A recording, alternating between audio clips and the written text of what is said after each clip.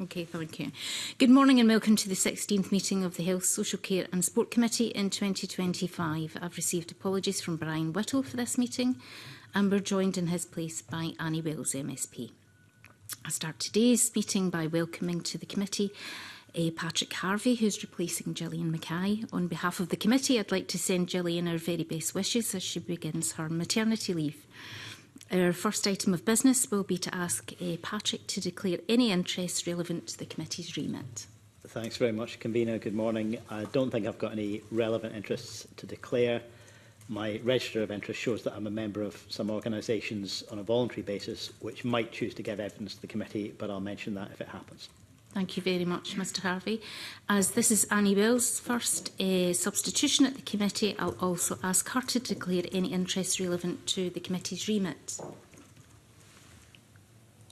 Good morning, Convener, and thank you for allowing me to join today. Just the only interest to declare is I am the second signatory to the bill in question. Thank you, Ms Wells. The second item on our agenda is for the committee to agree to take items 6 and 7 in private. Are members agreed? Agreed. Thank you. The next item on our agenda is to conclude oral evidence as part of the committee's Stage 1 scrutiny of the Right to Addiction Recovery Scotland Bill. Today we'll take evidence from the member in charge of the bill, Douglas Ross, and I welcome to the committee Douglas Ross MSP, who is joined by Alison Fraser, Solicitor, Legal Services, Scottish Parliament, and Neil Stewart, Senior Clerk of the Non-Government Bills Unit, Scottish Parliament. And before we move to questions, Mr Ross, I believe you'd like to make a brief opening statement. I would, and thank you very much, Convener, and good morning to the committee. As you know, I've attended all of the public sessions that you've held on this bill and listened to the evidence you've received over the last 2 months. And while I may not agree with everything that has been said, I would like to take this opportunity to thank those who have made their contributions. And should the Right to Addiction Recovery Bill pass Stage 1, then I will work with the witnesses who you have heard from and address any of the concerns they have where I can. And that is an invitation I would extend to members of this committee and indeed to Parliament as a whole. But the specifics of this bill are not the issue that is before the committee at this stage. Instead, it is simply a question of whether this bill and the issues that it seeks to address are worthy of further consideration, of whether this committee and this Parliament should continue to consider further measures to tackle drug and alcohol deaths in this country. Now, I know this committee is aware of these statistics, but I do believe they bear repeating. Drug deaths in Scotland have more than doubled in 10 years. They are 15 times higher in our most deprived communities than our least deprived. Alcohol deaths in Scotland are at their highest level since 2008. They are 4 times higher in our most deprived communities than in our least deprived. Both Scotland's drug and alcohol death rates are the highest in the United Kingdom. This is a crisis made in Scotland and one that can and must be fixed here in Scotland. Members, we may disagree about the solution to this crisis. We may have a range of views on the content of this bill. But what we cannot disagree on is that the current approach is not working. This is not a view, this is a fact. Currently, every 4 hours, a Scot dies because of drugs or alcohol. None of us can consider that a success. No one can look upon that fact with complacency. Put simply, we are not doing enough. And these are not statistics, these are real people being failed every single day. Deborah had struggled with addiction for over a decade and was facing sentencing for shoplifting, a crime she committed to pay for her addiction. At her drug treatment and testing order assessment, she begged to be put into rehab as she didn't want to continue with methadone treatment. Her lawyer argued for her requests, but this was rejected as out of scope by the DDTO officer and she was put back onto methadone. Deborah died of an overdose just a few months later. Liam had a history of childhood trauma, homelessness and severe mental health issues. He asked for rehab after multiple arrests for drug offences, but was placed on a 4-month waiting list and told to engage with community services. It was while on that waiting list that Liam overdosed and died. So if the Right to Recovery Bill helps just one person survive, helps just one more person live life to the full and not die a needless death, then I will consider it a success. But I believe it can do much, much more than that. The Right to Addiction Recovery Bill sets out a procedure for a health professional to follow in determining what treatment is appropriate following diagnosis of such an addiction. This includes explaining the treatment options to the patient and encouraging them to contribute their views during the decision-making process. It also sets out a process and a right for a second opinion, where a health professional considers that the treatment that the patient wants is not appropriate for them, or where the health professional concludes that no treatment is appropriate. The bill requires that once a determination is made as to treatment, that treatment is made available as soon as reasonably practical and no later than 3 weeks after the determination is made. One of the key issues identified during the policy development process is the number of people referred for treatment that do not get that treatment or for whom it takes far too long to receive. This bill is seeking to ensure they do receive that treatment in the future because it is provided at the right time for them, it is the treatment that suits them, and also that the treatment they are referred to must be provided irrespective of cost and other considerations. The bill also requires Scottish ministers to publish and lay an annual report on progress made towards providing the treatments for drug and alcohol addiction recovery. And finally, the bill requires Scottish ministers to prepare a code of practice setting out how the duty to fulfil the right to treatment will be carried out by health boards and others, such as integrated joint boards. As the financial memorandum states, this bill would increase funding to alcohol and drug services by up to £38 million annually. And crucially, this bill takes nothing away. It does not seek to change existing services. It only adds to the treatment options available. So, to conclude, Convener, time and time again in this Parliament, we all say that drug and alcohol deaths are a tragedy. Every year the figures are published and the language gets stronger and stronger. Crisis, scandal, shame, national mission, priority. But beyond these words, the sad reality is we are not doing enough. This is not an issue that has been given the attention it warrants. But by passing the Right to Recovery Bill at stage 1, we can give the legislation and other proposals the due consideration they deserve. We can give some of the most vulnerable people in our society hope that their cries for help have been heard by their Parliament. And we can ensure that the deaths of Deborah, Liam and thousands of other Scots were not in vain. Thank you very much, Convener. Thank you, Mr Ross. And we're going to move straight to questions. And Elena Whittam. And good morning. I'm wondering if you could respond to the Cabinet Secretary's evidence to the committee last week, where we heard that providing a right to treatment in legislation which isn't incorporated in any other aspect of health and social care in itself is a potential challenge, could lead to a precedence being set? Well, I understand the uniqueness of what I am proposing, but I think, as I've tried to explain during my opening statement, we are dealing with a unique set of circumstances here, and we will have to think outside the box. We cannot continue to do what we've always done and hope the solutions will be found in that way.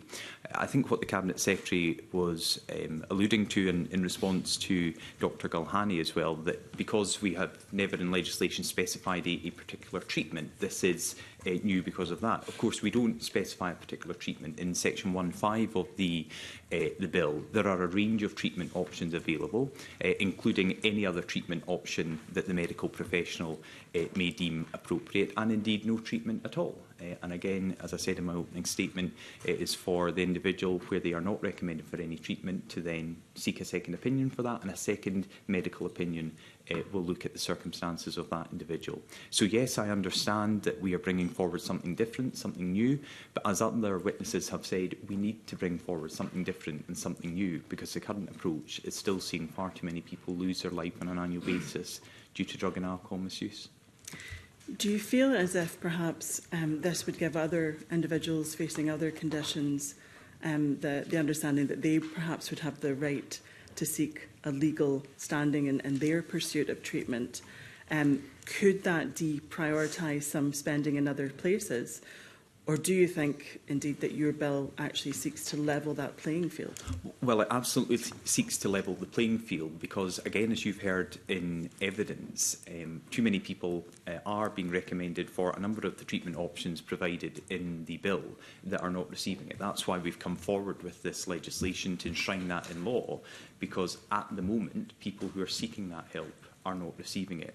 In terms of that, then moving resources away from other areas within the health budget, as I say, there is a range of funding projections for this bill from £28.5 million to £38 million, and I have been very clear that this uplift in drug and alcohol funding should be funded from the Scottish Government Central Fund. In my note to the Finance Committee, I've suggested where I believe that money can come from in terms of reducing the civil service headcount here in Scotland. I know that's something that the Scottish Government themselves are looking at. So, in my view, this bill does not and will not take money away from other drug and alcohol services, other health services. I have found the funding in other areas of Scottish Government funding, so as not to to address concerns from Ms Witham, not to take away the focus or the funding from other forms of health care here in Scotland. Thanks. And I'm wondering, we heard quite a bit of evidence that requiring a diagnosis of a medical professional risks being exclusionary to those who are seeking treatment and potentially exacerbates feelings of stigma. How would you respond to that? Well, if I could first of all speak about stigma, because I know this is something Ms Harper has spoken about quite a bit, and particularly around rural areas, and we'll probably come on to that, but this issue was mentioned in the Audit Scotland report of October last year. So before this bill has even been considered, I hope passed by this Parliament, but before this bill is even in law, the Audit Scotland and the Auditor General is speaking about stigmatisation in terms of drug and alcohol services. So we already have a problem to try and overcome. I agree with what the Cabinet Secretary said last week, that we have made positive strides to destigmatise those who are suffering from drug and alcohol misuse. And I also agree with people who have commented on this bill that by the very fact that this Parliament is looking at the Right to Addiction Recovery Bill, we are shining a light on an area that has not had enough attention in the past. In terms of this bill becoming exclusionary, I don't agree with that. I don't believe it would. Because again, I reiterate that this is not taking away from any services that we currently have. This is simply adding to the treatment options available, and it is only looking at a very particular element of drug and alcohol misuse, the treatment element of it. It does not take away from many of the other great services that are currently operating here in Scotland, and services that could come in the future, because again, in the bill there are a number of opportunities for government ministers to add to elements of the bill, be it treatment options or other services going forward. You narrated there just how much stigma that there is in this area, and it is a very stigmatised area of health and social care. Do you feel as if your bill would actually help to break down the barriers of accessing treatment for individuals, as opposed to adding stigma? Does it have the potential to actually reduce stigma? I really believe it does, because it gives people an opportunity for their voice to be heard. First of all, their voice is heard in the deliberation of what is the best treatment option for them. Again, I welcome the fact last week, I think, to Ms Mochan, the Cabinet Secretary was saying that we need to go further in a coordinated way that meets the needs of individuals in the way they wish to access services and in a way that works for them. I think that individual element of care that Ms Mochan was getting to and the Cabinet Secretary was agreeing with, there is a gap there at the moment. So by empowering people to be involved in their own treatment options, I think helps. But we've also heard from others, as I said, that this bill will hopefully support compliance with individuals' human rights. It will allow them to feel they have a voice in their own decision-making and treatment options. And crucially, if they disagree with that, they have the right to a second opinion. Now, they may still disagree with the second opinion, if that is saying no treatment is right for them, or if the treatment they have asked for is not the appropriate one for them, but that is left to medical professionals, and I'm sure we'll get into that later on. But I do think this will help to hopefully further destigmatise those who are struggling with drug and alcohol abuse, because they will be empowered to get the treatment and support they believe is right to get them on the road to recovery. Thank you. And finally, from myself, we have heard quite a bit from family members round about the role that they play in supporting their loved one when seeking access to support and treatment. What thought did you have to them when you were considering this bill? I understand the scope of a member's bill needs to be quite narrow, so perhaps it wasn't included in the bill as drafted. Is that role of family something that you would seek to look at in terms of going forward? Well, it is a crucial role, and that's why I met with organisations who support and represent family members, and that was alluded to in the evidence. I know they were disappointed that they were not specifically mentioned in the bill following the meeting. However, I would say that there's nothing currently that prevents an advocate or a family member accompanying a patient to a consultation. And my concern or fear was by putting it into the bill and on the face of the bill, I would be suggesting that wasn't currently available or currently happening. So I didn't want to give that impression. However, I listened very intently to what the representative said to this committee. And if there is something I can do by way of amendment or amendments from organisations that would strengthen that role and would allow that to be very clear on the face of the bill, then I'm content to look at that, because I think it is a hugely important part of the recovery process, that there is support not just for the individual going through the rehabilitation and trying to get their life back on track, but for their family as well. But by not including them in the bill, it was simply because I didn't want it to seem like there was a gap there at the moment. They are very much part of the current process. They would be part of the process with this bill, and I think that's crucial. And just finally, if I can, Convener, on the narrow scope of this bill, as a number of members in this committee will be aware, because they've done their own non-government bills, and I would at this point praise the non-government bills unit, because as someone who had never been involved in this before, I had no idea of the work Mr Stewart and Ms Fraser and their colleagues go through. But I have to take quite a narrow track with a non-government bill in comparison to a Scottish Government bill, and that's why perhaps for some the scope is quite tight and restricted, but that is just simply because of the process we have in front of us. Thank you. So just a couple of points of clarification, and then I'll come to Sanders Gohana, who also has supplementaries on this theme. So I think in response to Lena Whittam, you spoke when she asked you about was the bill exclusionary, but the rights that would be conferred by this bill would only be for people who have been diagnosed as having addiction. Yes, and so someone who had a drug misuse problem or was overusing alcohol or however else you wanted to look at it would not have the rights that someone covered with this bill would have. So they would have all their current rights. That's where I would start by saying this bill doesn't take away from any of the other rights that currently exist or could exist in the future. This is to complement what we already have. But it doesn't give them the rights that are conferred in this bill. I just want to clarify. Yeah, no, and that's what I was going to come on to, because I know diagnosis and the term diagnosis is one that has come up quite a lot, and I think that's something I would be very keen to look at, depending what your committee decides, Convener, in terms of elements of that language that could be exclusionary. I think the Cabinet Secretary even said it would never be my intention as a member of the charge for the bill to be exclusionary. So if that is an unintended consequence, that's something I am looking to address at stage 2 and stage 3. But at the moment, I think as drafted, it's drafted in this way because any treatment starts with a diagnosis at the moment, and that's why it was put in that way. But given the evidence I've heard, it's certainly something I'm willing to consider. And sorry, I should have mentioned to Ms Witham on her last point about families being included. There's also the Code of Practice that is mentioned in the bill, and I think elements of that could be strengthened in the Code of Practice, which the bill also allows for Parliament to consider the draft Code of Practice before it's passed. So that would also hopefully reassure those who have concerns with Ms Witham's last point. And again, for a point of clarification, and I've asked this at previous committee meetings, the term health professional, who would be the person who would give the determination or the diagnosis, could be a very wide-ranging term. Now, I'm thinking, I suppose I'm keen to hear what you actually meant by that term. Should that be a narrowed scope or a widened scope in terms of who that health professional is? Yeah, so it's people who at present are the ones who treat people with drug and alcohol addiction. So that's a general practitioner or a nurse practitioner, people who are authorised to prescribe any of the treatments that are listed in the bill.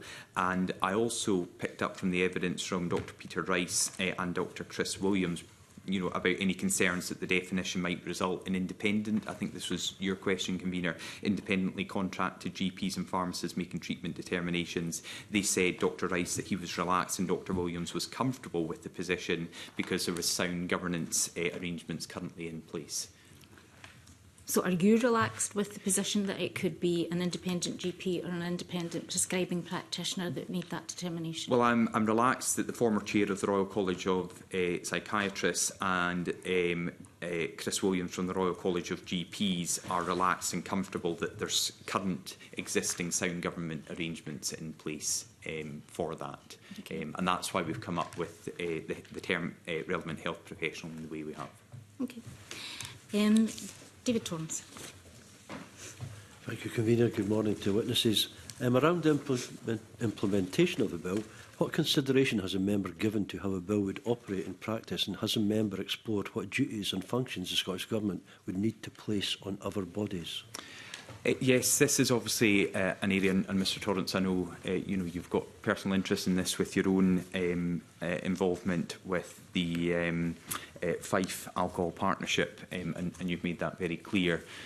So your interest has been very helpful to me during the consideration of the committee's determination here. Clearly, this puts an onus on Scottish Government ministers. There's a budget uplift that has to be delivered, and we'll get into that. But when speaking to the Finance Committee on the financial memorandum of this bill, there was concerns about the role of social work departments and local councils. Ultimately, what the bill does is seek the Scottish Government to deliver this right in law. The Scottish Government then works with ADPs, integrated joint boards, councils and others to deliver that, and it will be for Scottish governments to take that forward.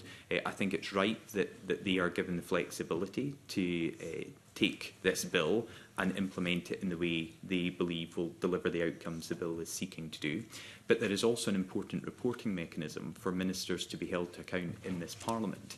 And I think the reporting, again, is something we will probably go on to speak about. There is a huge deficiency in the numbers that we're able to properly put to those who are suffering from drug and alcohol misuse. Indeed, many have spoken about a missing cohort of people who are not included in any official statistics. So I think bringing that report back to Parliament and holding the government to account to the elements within that reporting process will be an important element in both this bill's progress, but how it is monitored going forward in the years to come. Thank you. Did the member consider any other options for redress in addition to NHS complaint process or having to raise legal action? Obviously, there will be opportunities for people to raise legal action, and I know the cost will be of significant concern for some. There will be legal aid options that are available. There is a number of standard options that are in place to allow people to appeal any determination. I listened closely to what the Law Society and others said on this, and I think it's right that where people have something enshrined in law and a guarantee is given to them, that they are able to appeal that should that not be the outcome they are looking for. But I also hope that ultimately, by enshrining this in law, by shining the light on this here in your committee and in Parliament, we are sending a very strong signal that this is something that should happen, that this should be delivered, where medical professionals believe that someone deserves and should be entitled to a certain form of treatment, they should get that. And I'm hoping that would negate much of the need to take this into the legal sphere, because people will understand it is enshrined in law here in the Scottish Parliament for people to get the help and support they need and want. In written and oral evidence to a committee, we've seen how they've highlighted how independent advocacy, how important it is. Has a member given any consideration to the role of independent advocacy in the bill? Yes, it's hugely important. And again, I went back to Ms Witham's point that, any family member, an advocate can come along with someone who is seeking help and support to overcome their addiction. It's vitally important that, one, they are part of the decision-making process. I think that's one of the most positive elements of this bill, but they feel supported in seeking that support, because there will be concern. We are dealing with some of the most vulnerable people in our society, and individual advocacy plays an important role in people getting the rights that they deserve, and hopefully this law will enshrine. No further questions, Convener. Annie Bells. Thank you, Convener. Just to sort of expand on this part as well, how would the member ensure that Scotland's most deprived communities are aware of their rights under this bill?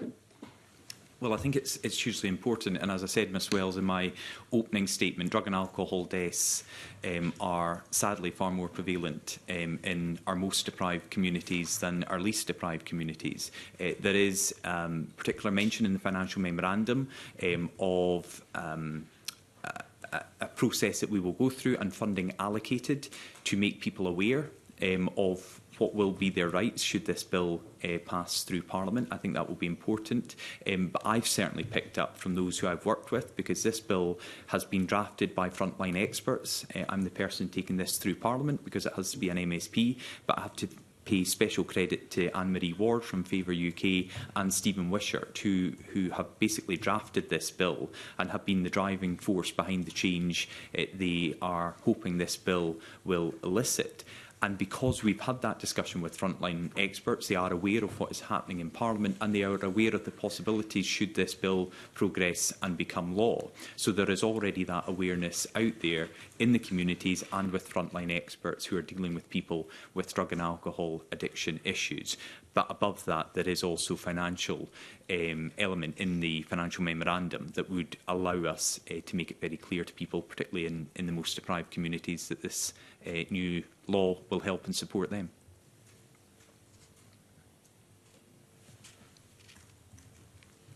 Your mic's I'm sorry, Ms Wells, we can't Sorry, hear you. thank you, Convener. Thank you, Mr Ross.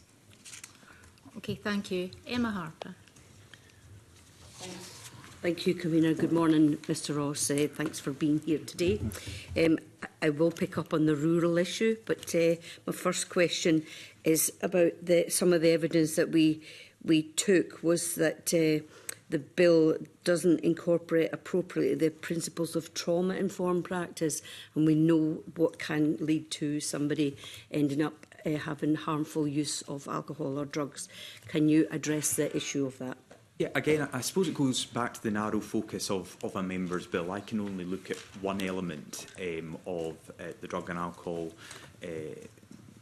issues that people face.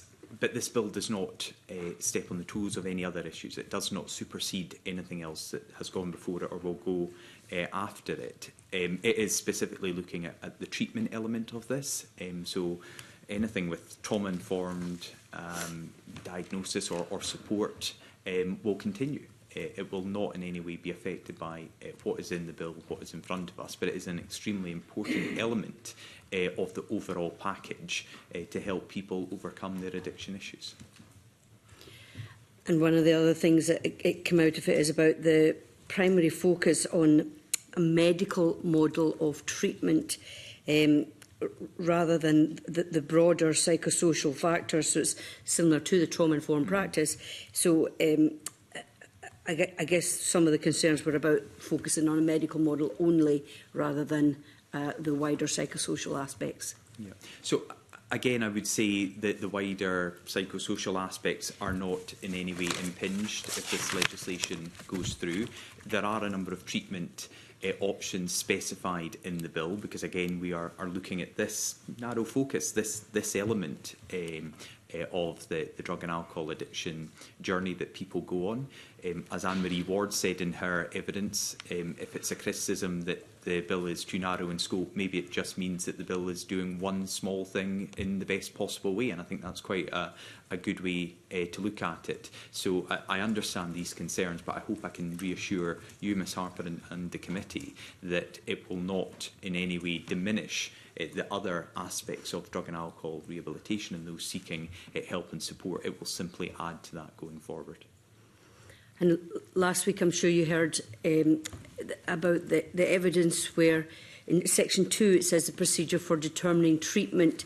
There's a requirement for a meeting to be in person between the relevant health professional and the patient. So, and that brings me to the challenges that have been brought up about people who are experiencing homelessness or people in rural areas, because we know how technology has moved forward, especially post-pandemic, in terms of getting appointments and things like that done. So any thoughts about requiring the in-person appointment? Yes, so that is something I've heard loud and clear. I mean, I put it in to begin with because I wanted to give as much support to an individual seeking help as possible, and I felt that face-to-face interaction would be important. Of course, you can still have face-to-face interaction in rural communities or island communities representing the Highlands and Islands, I know, as Ms Harper does in the south of Scotland. These are communities that have built up a resilience to some of the challenges in terms of meeting with people in remote and sparsely populated areas. However, I couldn't disagree with anything you've said, Ms Harper, or the witnesses have said, and that's why I would be very keen and happy to look at an amendment at stage 2 to widen that scope, because I don't, again, to go back to Ms Witham and the convener's point, I don't want anything to be exclusionary, and it would be absolutely an unintended consequence of me trying to give an individual as much support as possible in terms of having that in-person meeting, if that would then exclude people from the islands or the more remote and rural areas. And just to go back, because I kind of jumped ahead with Ms Witham, but your questioning has had a very strong theme through it about the impact in our rural communities, and that's why I did look again at the Auditor General's report of just last year, and to quote from that, progress in providing person-centred services is mixed. Not everyone can access the services they need or is aware of their rights, and this is what is currently happening, nothing to do with this bill. They would go on to say people face many barriers to getting support, including stigma, limited access to services in rural areas, high eligibility criteria and long waiting times. People who already face disadvantage experience additional barriers to accessing services, and there is more to do to tailor the services to individual needs. And that kind of sums up what I'm trying to overcome with this bill. But the stipulation that it must be in person, I accept and acknowledge, would exclude certain people, which is why I would readily seek to change that at stage 2. Okay, and you spoke about individual needs of people who are having harm as a result of alcohol or drugs. Do you think that the bill needs to have more of a balance between harm reduction strategies rather than an abstinence-based only approach? So I know that's come across quite a lot from the witnesses. And again, in section 1.5, there are a list of treatments, but there is also the catch-all at the end that states any other treatment deemed appropriate. So while I can understand why some people think it is heavily reliant on an abstinence based approach, it is not exclusively reliant on that. And indeed, any other form of treatment could be added at any point, and in section 1.6 allows Scottish Government ministers to add to that going forward as well. So I think I would hopefully reassure you that while that may be a perception, it's certainly not the intent, and I think if you look at the detail of the bill, there are more options available and there can be further options in the future. Okay, and just a final question, Convener. The strategies that are to be determined and then implemented are to be implemented as soon as is reasonably practicable and no later than 3 weeks after treatment determination is made. So that's in section 3, provision of treatment. When does the clock start ticking or stop ticking because of the nature of people who might present for help or not? Might mean missing appointments, might mean people disappear. Homelessness is part of all of this. So how would that be monitored? When does the clock start and stop ticking? Well, I think it's important to state that Section 3.1 has the 3-week ceiling, and it is very much a ceiling, because Section 3.1 also states as soon as practically possible, and that can be day one. That can be as soon as the person presents, as soon as the person has met with the medical professional and a treatment has been determined for them.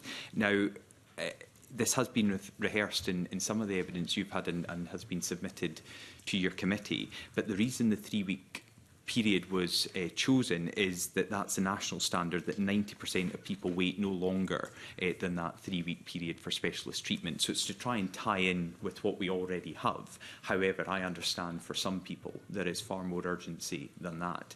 In terms of your question about when does the clock stop and start, the clock starts when someone seeks that help, when they are going to the medical professional to get a determination, when they are requesting a certain treatment or they are having that discussion about the treatment. It does, however, stop and restart again if they are not satisfied with the option that is provided by the medical professional and they want a second opinion, or they are not happy or satisfied that no treatment has been suggested, and the clock would start again. So the 3 weeks would start again when they seek the second opinion. Okay, thank you. Thanks, Convener. Joe Fitzpatrick. Thanks very much. I just want to go back to your response to Emma Harper about treatment options, and you said that there's a perception about this being about abstinence-based, and I just wonder if you could reflect on the fact that your opening remarks might have made it feel like this is about one particular treatment, abstinence-based treatment route, and almost like, yes, there's other options, but there's a hierarchy, and anything shy of abstinence-based recovery is less good, and rehab is less good. Any other treatment option. I mean, your opening remarks, I think, would have fed that perception, and the challenge is that people out there who might support that would be disappointed if that's not what this bill is about. Well, I think obviously rehab, first of all, we have the priority by the Scottish Government to increase the number of rehab beds by March 2026. And indeed, the former First Minister, Nicola Sturgeon, wanted to take the percentage of people getting into rehab from 5% up to about 11%, which is the European average. So I think if I stress that in my opening remarks, Mr Fitzpatrick, it was because, and you have a great deal of experience in this as a former Minister in this area, because that is an area where we are seeing development at the moment. And again, I am trying to work in many ways alongside the current strategies that the government have, and I think the investment they are making to increase the number of rehab beds and that ambition to get us up to similar levels as other European countries is something that can be complemented by this bill. However, Section 15G is any other treatment the relevant health professional deems appropriate. So that does open up the opportunity. But I take on board. I'm not saying it's a criticism. The point you're making that maybe this is looking too much at abstinence. I think there are a number of elements in here that would support that, but there are a number of elements that would allow other treatment options to be clear and available as well. So thanks, Convener. So obviously you're right in saying that the Scottish Government wants to increase access to rehab and is funding that. So what's your bill going to do that the current process isn't doing? Well, for example, one of the things where some of the funding goes to is to ensure there are sufficient medical professionals available to make the determination for someone's treatment options. Another point of what does this bill do? It takes the person to the centre of it. They are involved at the very beginning to say what they would like. So a person may say rehab is right for them. Other people may say it's a methadone script is the best approach for them, and this bill wouldn't stop them getting methadone and continuing on methadone, but it is that patient-centred approach. It is enshrining in law a legal right, so they have more power when they go into these meetings to say, unlike Liam, who wanted rehab, to then be told probably not, and go on to a waiting list for months. It would shut down someone waiting months and indeed years. And we have examples of that at the moment, that people who are offered rehab, who are offered a number of the treatment options that are listed in the bill, are not getting it. It is simply not happening.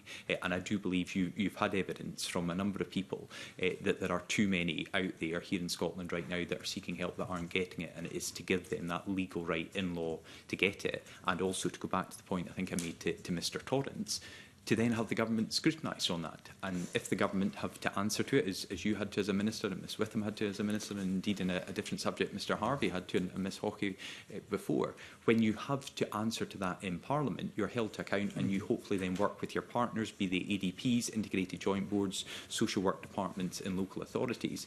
You work hard to deliver that. So again, going back, I mean, we've talked about clinician-led. The bill, I think, talks about clinician-led decision-making, but again, there you suggested that the patient should be allowed to go and say, I want this particular type of treatment. Is that what you're suggesting, that uniquely patients are able to dictate what their treatment path is? Well, they are able to dictate what they believe is right for them, but the medical professional still has to look and comply with the guidance in what's called the Orange Book, as you'll be aware of, in terms of is that right for them.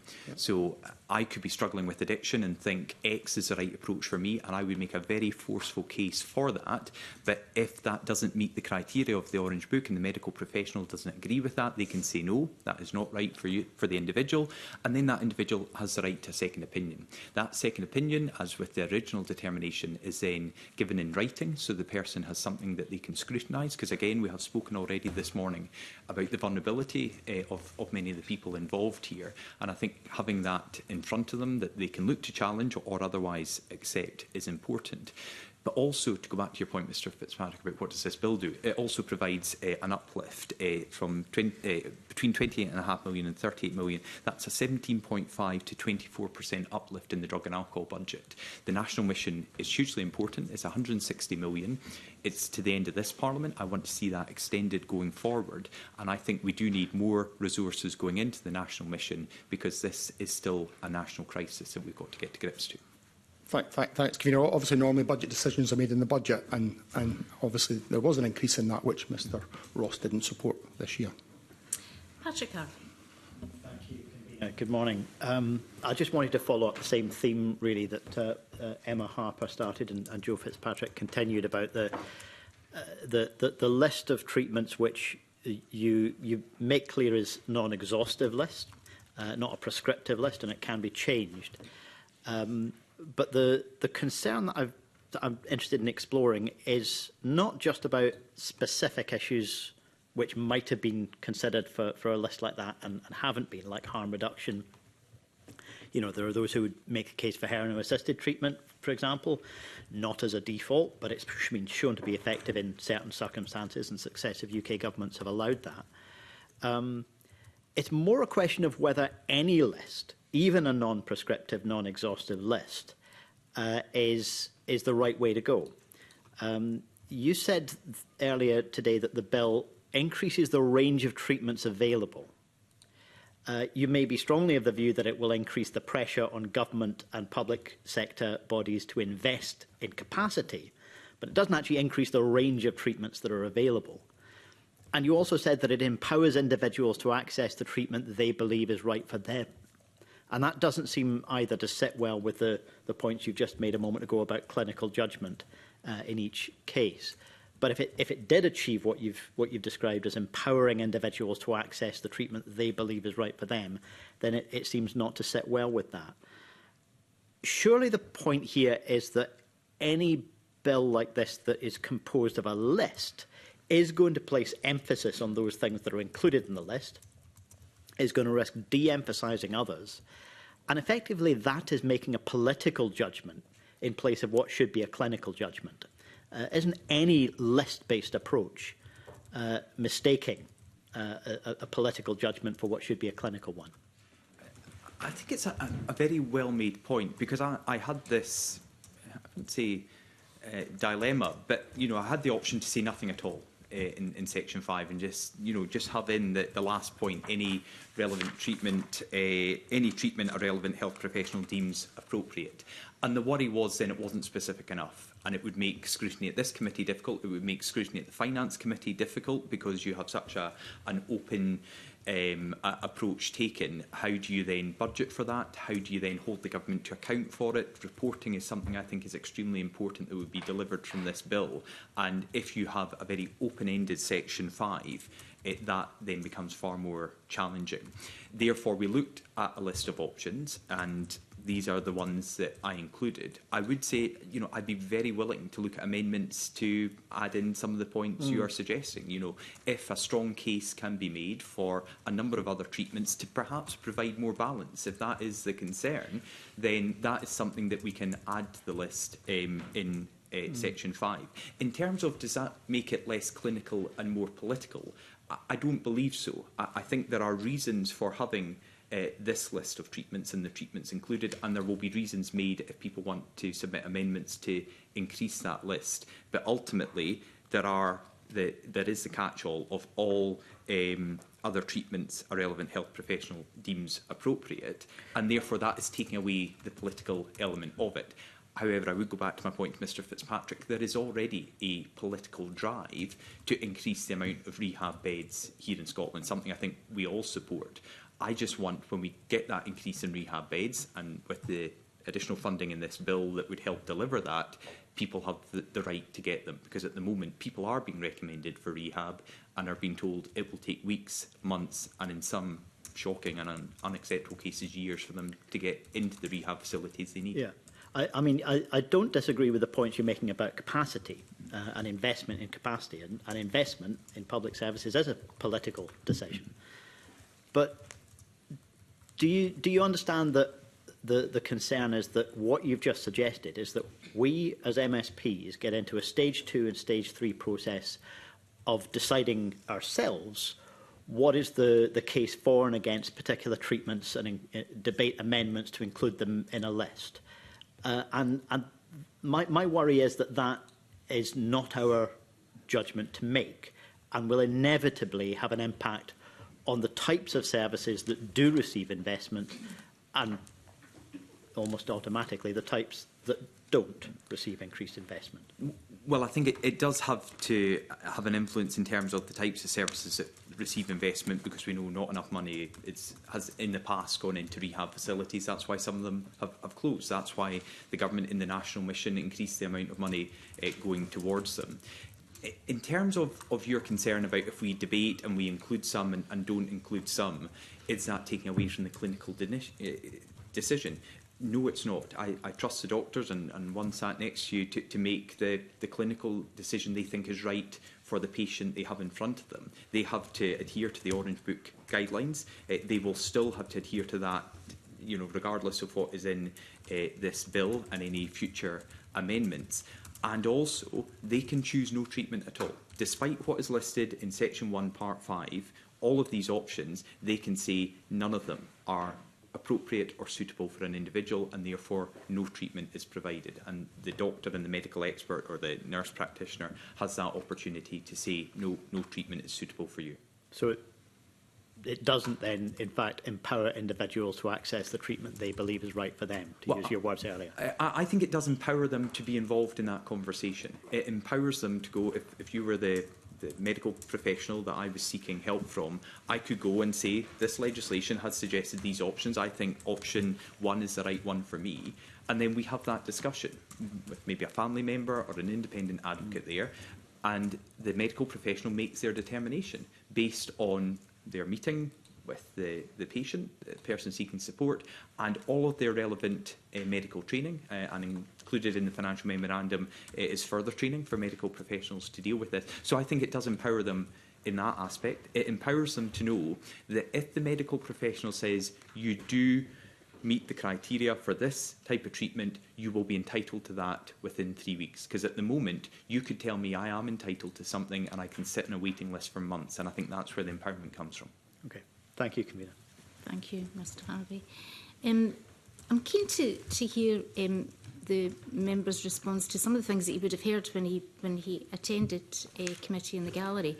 How he would respond to concerns the bill doesn't sufficiently recognise the role of partnerships between health, social care and third sector organisations who deliver substance misuse and use services currently. I did hear that, and that was very much a point that Mr Harvey's colleague Gillian Mackay had raised a number of times, including last week. And I would go back to the point, and I'm sorry to labour this, but I think it does bear repeating. This bill does not stop any of that multidisciplinary working. It doesn't prevent any of that good working between the third sector, a number of different organisations. It adds treatment options in this narrow area of drug and alcohol addiction, but it doesn't prevent or stop or in any way diminish the work done by others. I hope it works in collaboration with that and simply adds tools to that toolkit for people to be able to seek the support and help they're looking for. But do you think there's a danger in having a standalone bill which deals with a specific group of patients who are seeking treatment and who need to have a specific diagnosis and determination, that may well muddy those waters in terms of the services that are currently there that are needed to provide the wrap-round services for people who are seeking help with addiction? I personally don't, and I would point to a number of points to hopefully support that. First of all, there is a significant uplift in the budget that would be required for this bill. £28.5 million to £38 million going forward. So this is, again, to express that this is adding to, not taking from other areas. And again, the bill is important to help people in the third sector, those in other organisations who are working with people with addictions, to know that an individual they may be working with, that they can also see needs one of the treatments listed in section 1.5, will get it. If it's agreed by the medical professional, they know that the support will then go to that individual, that they will not have to worry about someone like Liam being put on a waiting list for 4 months and taking an overdose and dying while on that waiting list. I think it will actually help the work they are doing to know that these individuals will be guaranteed the care that is deemed appropriate for them. And can I ask, just taking a step back, you'll have heard the Law Society Scotland's evidence to committee, and they had raised some concerns about the way that the bill is currently drafted, that perhaps it doesn't particularly align with the medical legal position on how treatment's provided. And they cited the McCulloch case, so I don't know if you wanted to respond to that. Yep, so the procedure set out in section 2 is bespoke for the treatment of alcohol and or drug addiction, and in my view it's not inconsistent with that ruling from the Supreme Court in the McCulloch versus the Forth Valley Health Board, which is I think the example. So can I just clarify there, Mr Ross, so you're disagreeing with what the Law Society's interpretation is? I'm saying I don't believe it's inconsistent, and I'll go on to try and explain that if I can, because obviously the Law Society have an opinion. I've looked with those supporting me, and I don't believe it's inconsistent, but I understand why they were raising it. And I think they were raising it as a potential concern, not guaranteeing that this bill would ultimately fall foul of that. And I think it's because if you look at the Supreme Court decision, it sets out a specific scheme for people who are seeking help for drug and alcohol addiction, under which this bill, a health professional would be responsible for providing an explanation for each of the treatments listed and any of the other areas he considered appropriate, with an explanation as to their suitability. The decision as to suitability still rests with the clinician, so the bill does not require the health professional to say that a treatment would be suitable, nor to recommend the treatment as the appropriate one. The Supreme Court decision, it was basically looking at the question of whether the doctor was negligent in failing to discuss an alternative treatment that she did not consider was reasonable. Okay. Sorry, Ms Fraser, did you want to come in there? Sorry, I didn't realise that switched to me. Certainly.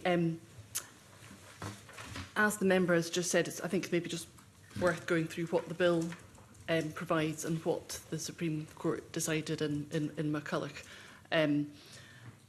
There's sort of flip sides of the coin, if you like. So the bill provides that the health professional has to explain the various treatments and consider all of the treatments that might be relevant to that person, including this particular list. And it's the particular list of treatments, I think, that is unusual an approach, as the member has already discussed, but that isn't disputed. It's unusual, but the reasons have been given. Now, in the Supreme Court decision in McCulloch, I don't think it was about alcohol and drug addiction, but there the consultant, the question was whether the consultant was clinically negligent by failing to discuss an option for treatment that they didn't think was reasonable. And the Supreme Court held that the consultant didn't have to discuss a particular treatment that they didn't think was reasonable for that patient, and they weren't negligent in doing so. So, if you like, it's a different set of circumstances to that in this bill. And I think when the Law Society were saying it's a different medical legal position, I would say, well, it is a different medical provision because it's a non-exhaustive list of treatments we've got here in the bill in this particular area of alcohol and drug addiction. The member's policy is that all of these treatments should be explained to the patient, whereas in the Supreme Court decision, I'm sorry, I can't remember the condition that the patient was suffering from in that case, that it was a question of clinical negligence for failing to discuss an option that the consultant didn't think was appropriate. Okay. So all treatment options would be discussed with the patient regardless of whether the clinician felt that that was clinically appropriate. Is that what I'm hearing? Well, the patient comes in and can discuss the options they believe is right for them. The clinician, the medical professional can say, I agree with you and I recommend you for it. I disagree and maybe another option is correct, or no treatment is correct for you at all. And how does that differ from me presenting to my GP tomorrow and saying I want this treatment, and my GP then discussing what treatment options there are for that particular condition, and me then deciding that I don't agree with them and seeking a second opinion as is my right?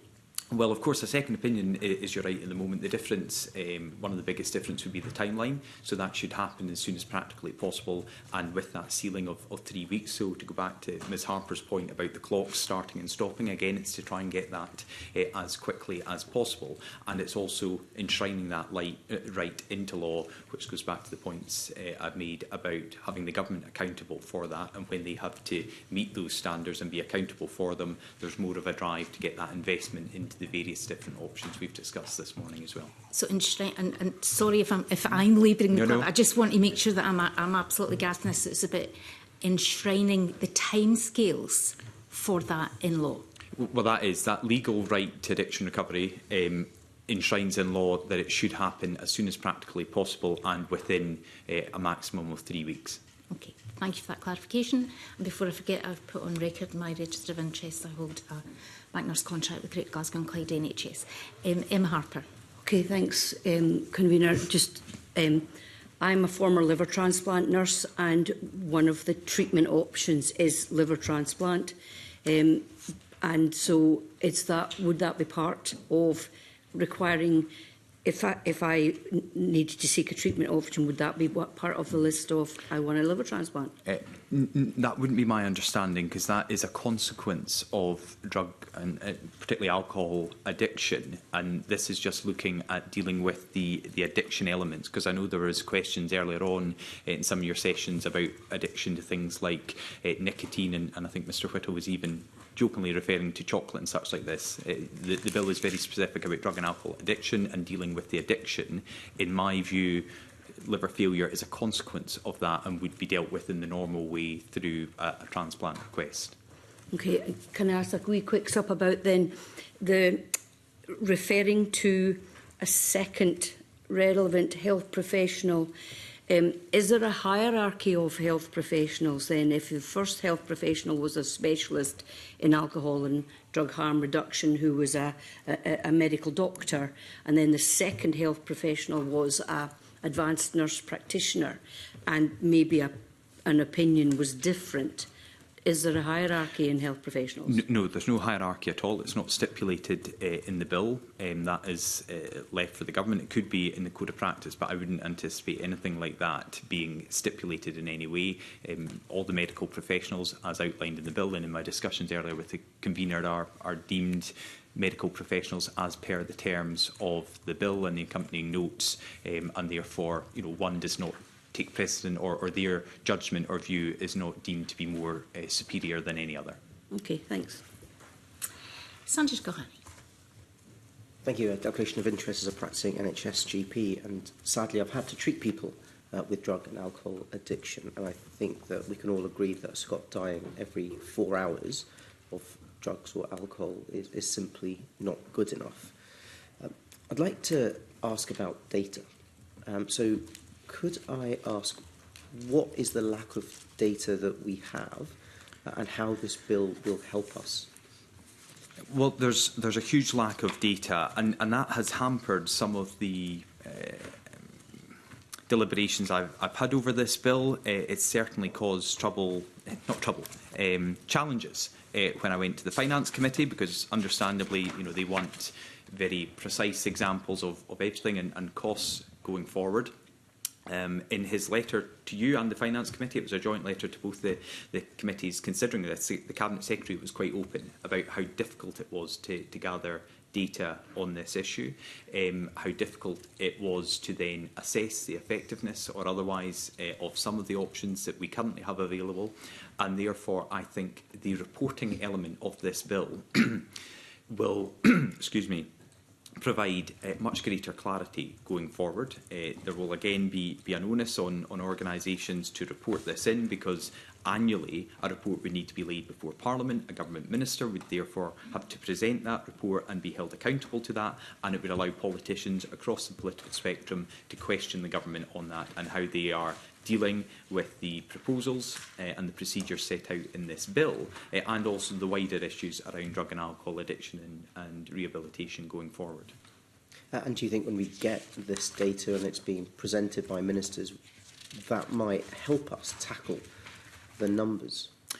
Yes, and again, I think this has been alluded to by other witnesses. This is shining a light on an issue. This is ensuring that some of the most vulnerable and marginalised people in our society get their say within Parliament. But to make good, sound policies going forward and evidence-based policy, we need the data to be available, and there is currently a deficiency in that data. I don't think that is questioned by anyone that you've heard from in your sessions, in the submissions, and also with the evidence that the Finance Committee took. So there is a gap in the data that surely by improving that data set we can improve both the scrutiny of the government, health boards, integrated joint boards and others, but also help our policy making going forward. With medicine, things change rapidly. So things that I was taught at med school are no longer the case, and we all need to keep up to date. So would the bill prevent any of future advances from being given to patients who then present?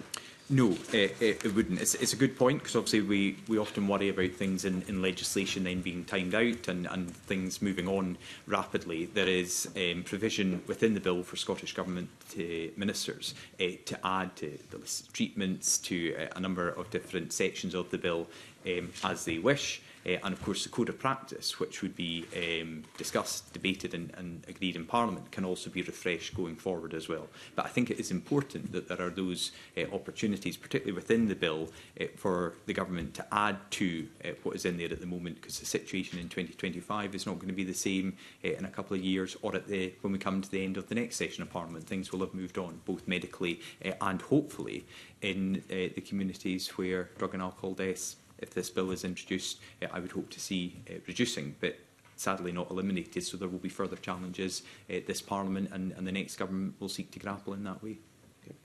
I want to go back a little bit when we were talking about face-to-face appointments. Previous witnesses have talked about the difficulty of getting a face-to-face appointment. What is your understanding of what the bill is saying about the need for a patient to be seen face-to-face? Well, as I said, I think to Ms Harper, I think it was section 2.1 of the bill that looks at that. It is an element I would be very happy to amend and change. I don't want to have anyone who is struggling at section 2.1d. The treatment determination is made following a meeting in person between the relevant health professional and the patient. First of all, in terms of being able to get an appointment, again, the uplift in the budget is to increase training, so the number of medical professionals available to consider these cases can hopefully increase. More medical professionals can be trained to do that, and therefore there's more availability, but also to have that full and considered consideration going forward. Back to Mr Harvey's point, that the patient does feel that they are involved in that, and there is that engagement with the medical professionals who are taking a very important decision for their future, that individual's future going forward. My final question is around the wider multidisciplinary team that is always involved when it comes to anything that we do within medicine. We have a current situation where an award-winning preventative drug service in Glasgow has been stopped due to a lack of funding. So what would your thoughts be of how this bill would interact with an MDT, which would include people preventing issues needing to come onto treatment? I mean, it's a very good point, and locally that will be an extremely important issue. I would go back to the point I made earlier that the National Mission has committed £160 million for drug and alcohol services, and this bill seeks to increase that substantially, between 17.5% to a 24% uplift. But that National Mission funding is only to the end of this Parliament. Now, we cannot tie the hands of future Parliaments and future governments, but I think by enshrining this bill in law, we are giving the strongest possible signal that this is an area that needs to be prioritised going forward. And I hope, and I accept that the government, this current government, have made strides to increase the funding in this area, because they accept, as we all do, that we have not made as much progress as any of us wanted and any of us had hoped to see, and therefore that funding increase is crucial, but it has to be seen going forward as well. So we hopefully see fewer and perhaps none of these facilities having to close in the future, because there is adequate funding. There's funding included in this bill, and as I say in my letter to the Finance Committee, I have suggested where I would find that money from. Government, and indeed 10 members around the table, we could have 10 different solutions of where that money could come from. But I think it is vital that we see that uplift in these services. So I did say final question. Are you clear that this bill will reduce the number of people dying? Yes, but let me be clear, it is not a silver bullet. It must work in tandem with a number of the other initiatives that the government are currently operating and exploring and will look at in the future. But I think giving people this right will ensure people like Liam don't die while on a waiting list. People who are deemed to be appropriate by a medical professional to seek the help and support that is right for them should not be left on waiting lists and struggling to get the support and recovery that they want and need. And to go back to residential rehab, which was Mr Fitzpatrick's point, I should have probably used this quote because I used it to the Finance Committee as well. It's from Favour UK. They say quality residential treatment can help improve mental and physical health, reduce offending, improve employability and enhance social functioning. That's the real difference that rehab facilities can make for people, which is why there is a demand for it and why people who are seeking that help and support are so frustrated and their families are frustrated when they are left on waiting lists for weeks, months and in some cases years. And sorry if I can, Convener, maybe a final point, and again understandably this maybe came up more in the Finance Committee than here. There's also the Dame Carol Black report, which was about NHS England, and I accept that. But that suggests for every £1 we spend on drug and alcohol recovery services, we as a society can save £4 in other services. So I think this is very much money that can save lives, but can also help our services going forward as well. Thank you. Joe Fitzpatrick. Thanks very much. Just a couple of other questions in this area. Obviously, the landscape in terms of drugs is changing pretty rapidly in Scotland, particularly around polydrug use and new substances. Just to ask whether you feel that the bill has been suitably drafted to be able to respond to those emerging challenges. I believe it has, and I go back to the point I made to Dr Gulhani that there are opportunities for the government to amend this going forward, to increase the options that are available. But you know well, Mr Fitzpatrick, that the issues you were dealing with as Drugs Minister a number of years ago are different to the ones that the Cabinet Secretary is having to deal with now, with that responsibility in his portfolio. So this is an evolving issue. What is not changing is the large number of people dying every year from drug and alcohol misuse, which is why I feel so passionate about this bill and bringing this forward. But that doesn't mean that, in a few years' time, when the drugs people are using, how they're using them, and such like changes, that there's not capacity in this bill to change with it. Thanks very much. The bill talks about a 3-week deadline for commencing treatment, and I just want to tease that out a little bit in terms of whether, sometimes there's quite complex preparatory work required, including psychological interventions, stabilisation, before folk can move on, particularly if it's an abstinence-based treatment that the pathway that they're choosing, then that can take much more than 3 weeks. So how do we manage to square that? Yeah, but the 3 weeks starts from the treatment being agreed with the medical professional. For the medical professional to say, this is the treatment you should get, and therefore they take that into their determination. But as I've repeated a number of times, people are being told by medical professionals and others that they are suitable for residential rehab, sorry to go back to Yeah. that bit Yeah, as the no, that's example, and they are not getting in. There are not currently the beds available, there's not that capacity. So where that determination has been made that someone should get that treatment, they should not have to wait. I don't believe they should even have to wait 3 weeks. They should be able to get that as soon as possible. But that's all part of the medical professional's determination in terms of what treatment is right for them. Sorry, so let me just clarify. So you're saying if the determination is that that's a pathway that would be suitable for someone, you're saying that irrespective of everything else, they should get that treatment within 3 weeks Well, that's and be in a rehab?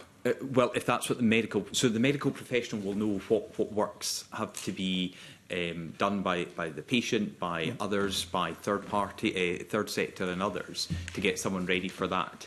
But if they are saying, having gone through the process, meeting with the individual remotely or in person, that they are ready for residential rehab, they should get that within 3 weeks. And that's why it's part of that medical assessment. So just again, sorry, Convener, to clarify, someone going that's an agreed pathway shouldn't be expecting to immediately 3 weeks' time be in a rehab because there is all that other process. So the course of the treatment starts within 3 weeks. And currently, if the course of the treatment is X, there will be other work that goes in advance of that. But once the determination is made that this treatment option is listed in 1.5 of the report is the right approach, that must start within 3 weeks.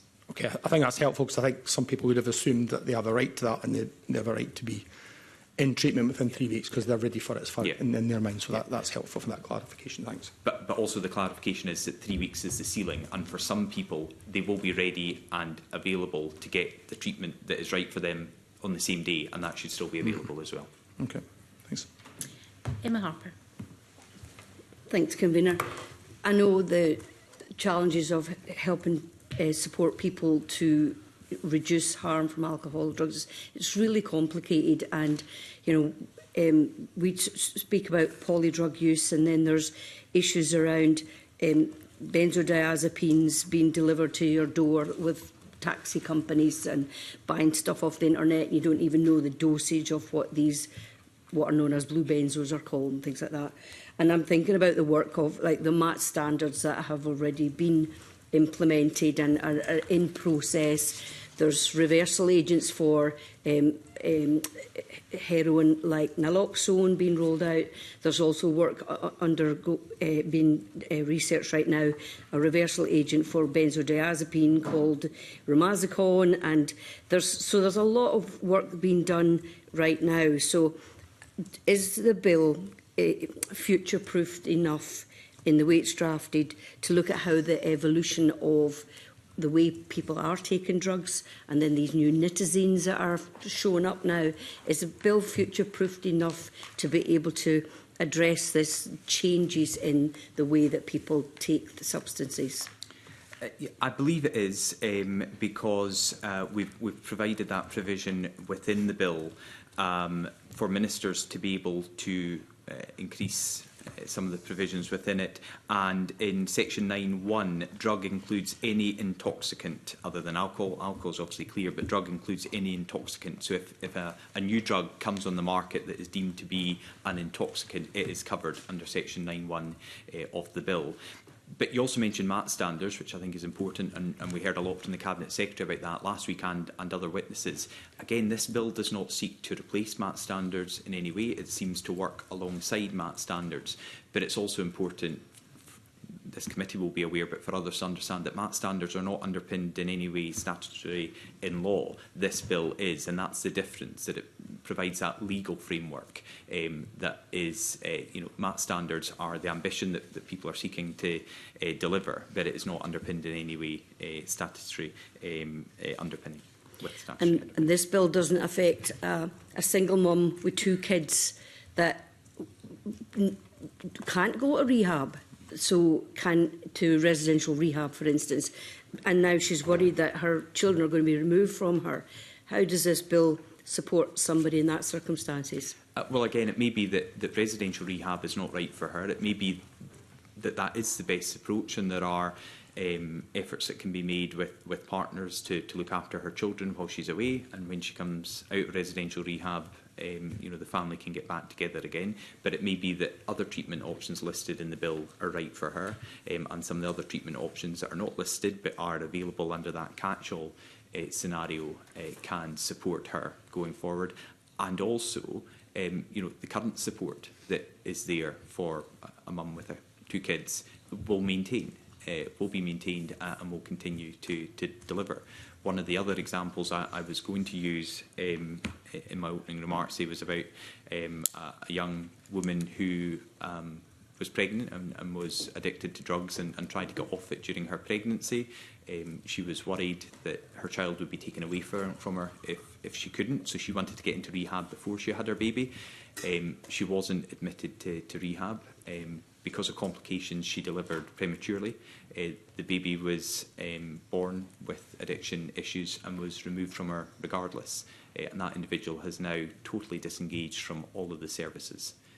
So these are tragic cases of people trying to get that help, to try and turn their lives around before they become a parent, and it just didn't work for her either. Okay, thanks. Just as you were discussing residential rehab there, a question came into my mind round about the variety of provision that we have across the country. So obviously there's been a directory that's been created that actually gives a little bit of information to people who are seeking residential rehab about what that actual rehab provides.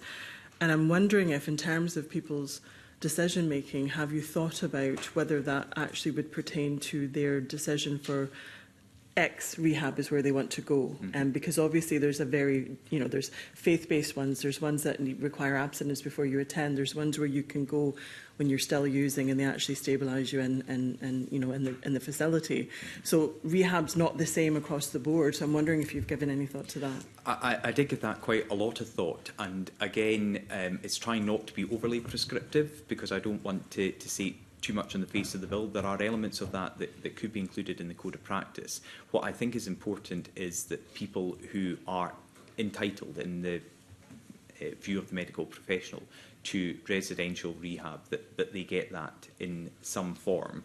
And, you know, it's difficult in drafting this bill at the moment because we're not up to even the Scottish Government's target by March 2026 of the additional beds. We don't know where they will all be. Some will be independent providers, some will be available through the health service. So it was a decision not to include any specific choice. You know, it's not like you get your top 3 options, but I absolutely agree with you that they are very varied in what they offer and how they offer their services. And that would go back into the discussion that the individual has with the medical professional, that the medical professional would be determining a course of treatment and a course that people can follow to hopefully overcome the drug and alcohol addiction issues, not a specific destination that person should go to. Okay. I would say it's something I would be happy to look at. I worry it adds in complexities that makes it more difficult to deliver this bill. But it's something we could certainly tease out in future stages, because I think it's something that deserves wider consideration. Okay, because the reality is at the moment that ADPs will perhaps commission certain rehab facilities to send their service users to, and that might not be in the local area that person resides. So there's a lot of different competing issues there for individuals, and I just wondered whether they would have the right to specific, but I take your point about you can't have your top 3 or whatever. Yeah. So it is a very difficult issue to balance. However, I think the treatment is the top priority, that they are told you are entitled to this treatment. Hopefully it's the treatment they are keen on themselves. And then we look at the options that are available to them. But the options will be greater should this bill pass, because we have this significant uplift in the budget to deliver more of these facilities across the country. Because, as you say, some ADPs do provide this out of area, because a lot of communities don't have a facility in their local community. If I think across the Highlands and Islands, we have very few compared to the Central Belt, and particularly in the west of Scotland, where there are more of these facilities available. Thank you. Patrick Harvey. Thank you, Convener. Sorry, I was going to ask a question which is slightly kind of playing catch-up just because I've joined the committee so recently. But Mr Ross's comments about the definition of drug as any intoxicant, I think, clarified it. But I was a little confused earlier when you mentioned nicotine. for example, my understanding was that legal status doesn't have any bearing on the application. The legal status of a drug doesn't have any bearing on the application of the bill. Does the bill cover nicotine addiction? Does it cover addiction to legally available painkillers? Would it automatically cover a drug that in future came to be decriminalised, for example? Is it disconnected from legal status? So first of all, I mentioned nicotine because that came up in earlier sessions. I think it was Mr Whittle was saying that some people can be addicted to nicotine, some people can be addicted, as he was, to eating chocolate and such like. In terms of the definition within this bill, it is substances that intoxicate people and they become addicted to. So prescribed drugs you can become addicted to, and therefore you are covered by this bill. But I don't know, Ms Fraser, did you want to add something to that? Yes, thank you. The definition comes from road traffic legislation. So it's the idea about somebody being intoxicated, so out of control. So drugs covering any intoxicant doesn't cover nicotine or caffeine. I see. So for example, if you're in the road traffic legislation, if you're breathalyzed for alcohol or drugs, it doesn't breathalyse you for sort of whether you've had too many coffees that morning. I mean, I can see why that's relevant to something like road traffic law, because you need to be in control of a vehicle.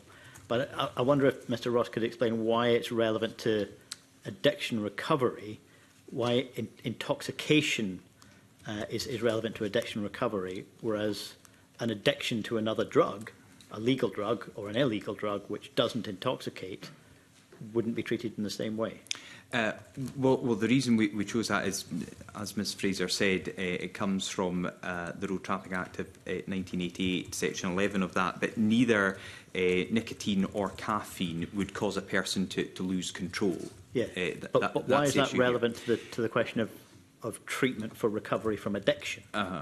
Because I'm not sure there's a particular demand for people to go into the list of services that we have in Section 1.5 if they are addicted to caffeine or nicotine. There are ways that they can overcome that addiction, and I'm not trying to minimise it in any way, knowing, I've never been a smoker myself, but knowing how challenging it can be for people to overcome that.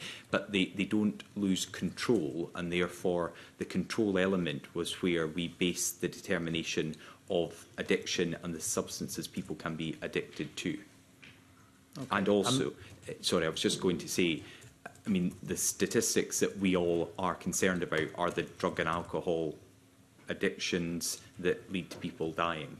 And that's where we see the biggest... Well, nicotine does. Yes. Well, through the act of smoking. Yeah. Yes.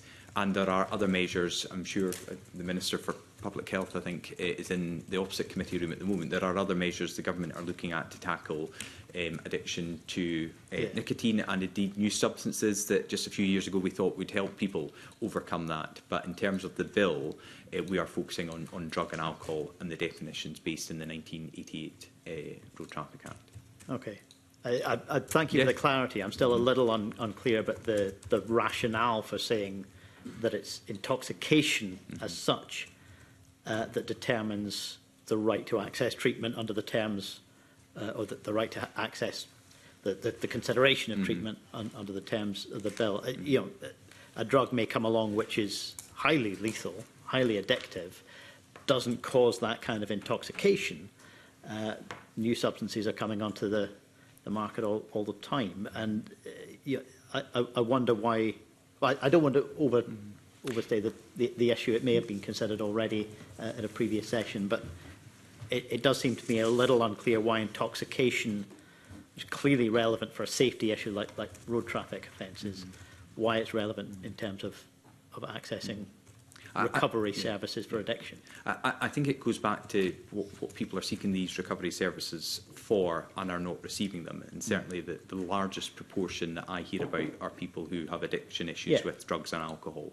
And therefore that's the priority here. But it doesn't mean we can't look at the point you're making, Mr Harvey. And perhaps others could look at a bill that specifically looks at that, or the government could look at it as well.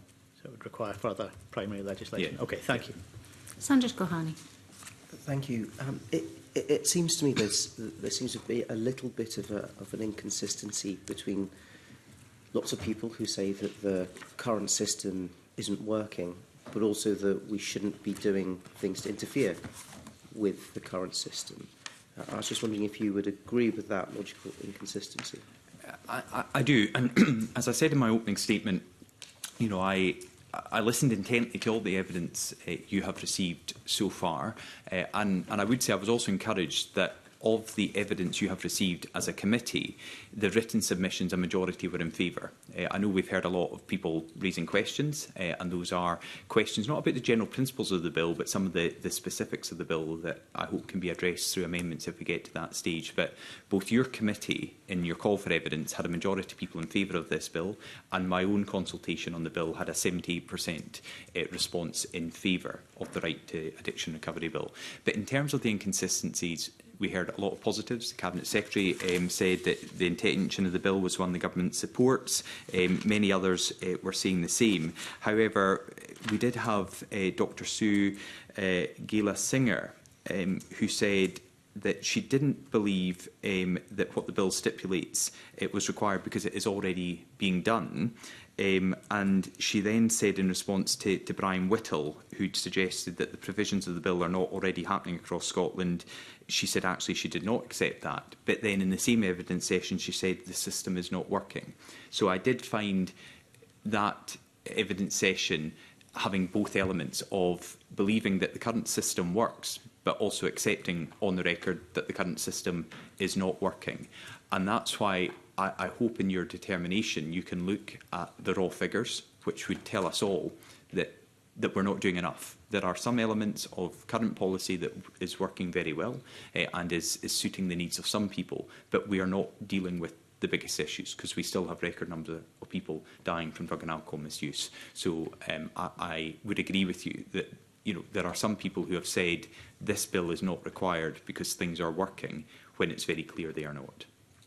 Okay. And I don't want to steal from the next item, which is about cost, but I would like to just go back to an answer you gave me previously about not wanting to tie future Parliament's hands. But do you think this uplift might be shown to create more money through drug and alcohol treatment throughout from now onwards? Yes, I mean, it's a very strong indication. And, I welcome the fact that the government have remained neutral on this. They have not said that because of the assumptions in the financial memorandum, this is simply unaffordable. They have waited to see your consideration. They have considered the report from the Finance Committee, but they are still willing to have open eyes and ears about what the bill is seeking to do, the costs of that bill, and that's why I really think it's important that we can get this to stage one to allow that further consideration, to tease out more of the details that all of the members around this committee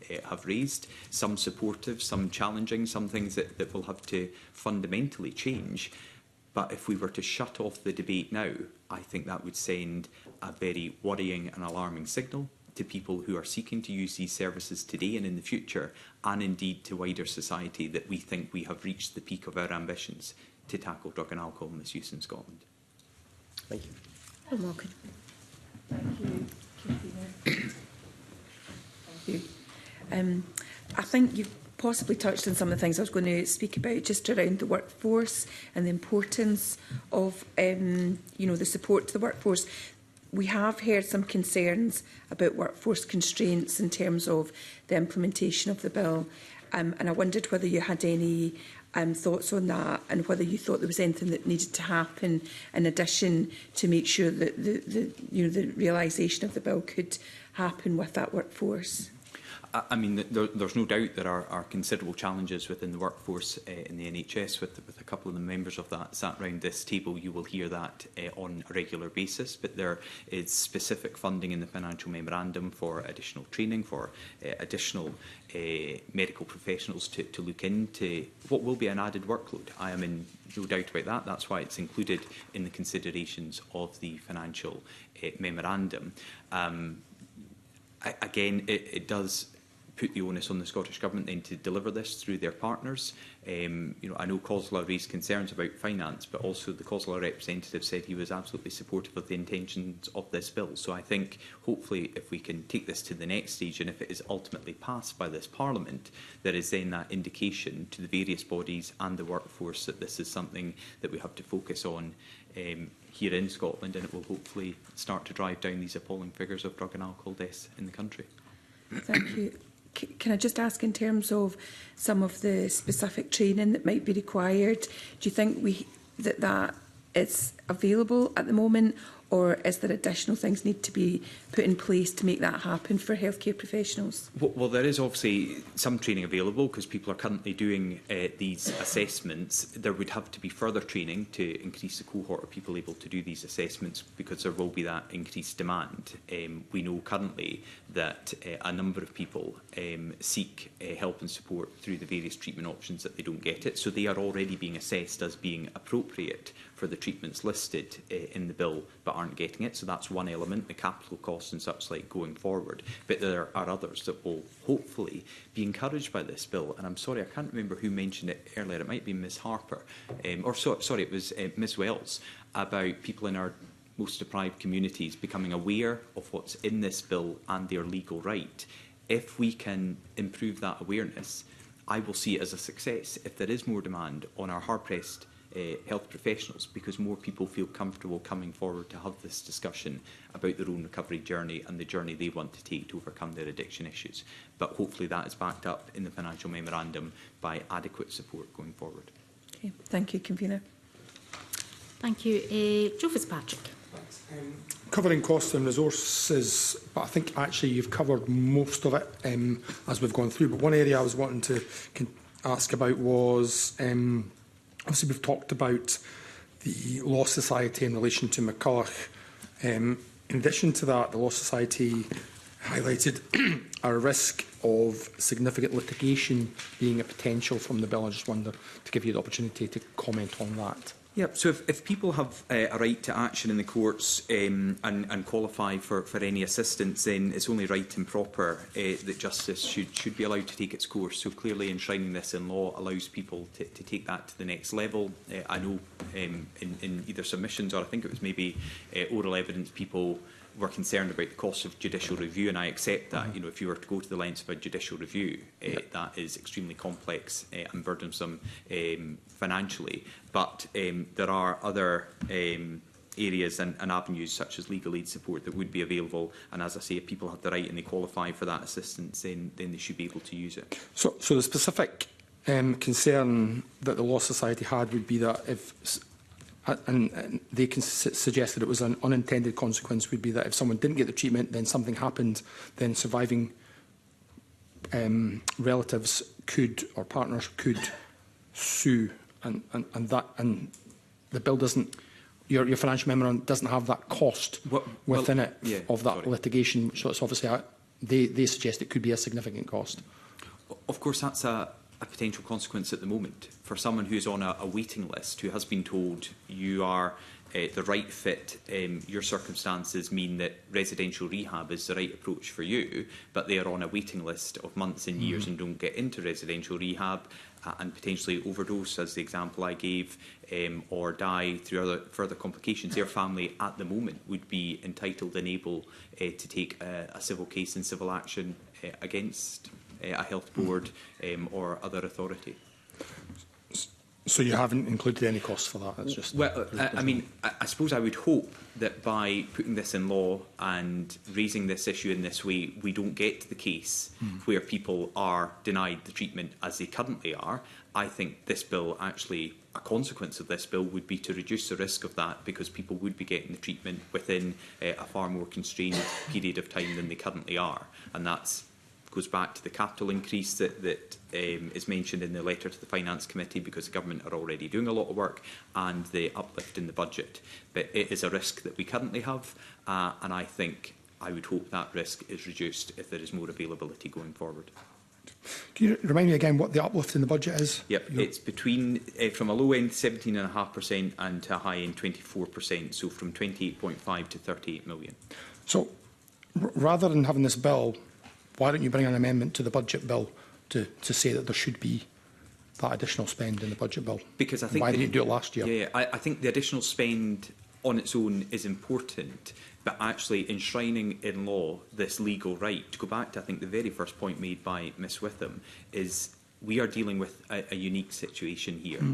We have increased the budget for drug and alcohol rehabilitation in the past. We've reduced the budget for drug and alcohol rehabilitation in the past, and roughly things are getting marginally, if at all, better or not at all. Therefore, it's not just about budgeting, it's about that legal framework and enshrining that in law, and it's also about reporting. So none of these things would be improved or enhanced simply by only adding to the budget. I think the bill in the round provides a number of different mechanisms to deal with this unique problem that we've not looked at so far, and I think could make a big difference. Okay, thank you.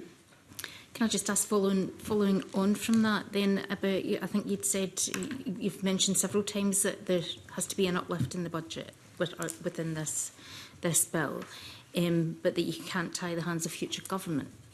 So I'm not quite sure how those marry. So perhaps you could explain. Well, once it's enshrined in law, clearly then the government accept that going forward, and the government would then have to go back to Mr Harvey's point, introduce primary legislation to take away this right.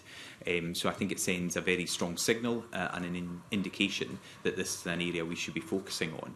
I also don't think it is, look, it's not a small amount of money, but it is not an unachievable budget uplift to an area that every single party leader, politician and representative in here agrees needs to be tackled. And I think if we are to spend an extra £38 million here in Scotland to deal with an issue that is uniquely bad here in Scotland, I'm not saying people don't die in other parts of the UK or across the world from drug and alcohol misuse, but why are more of them dying here every year? Now, there are historical reasons for that. There are reasons with developing drugs that Ms Harper went into.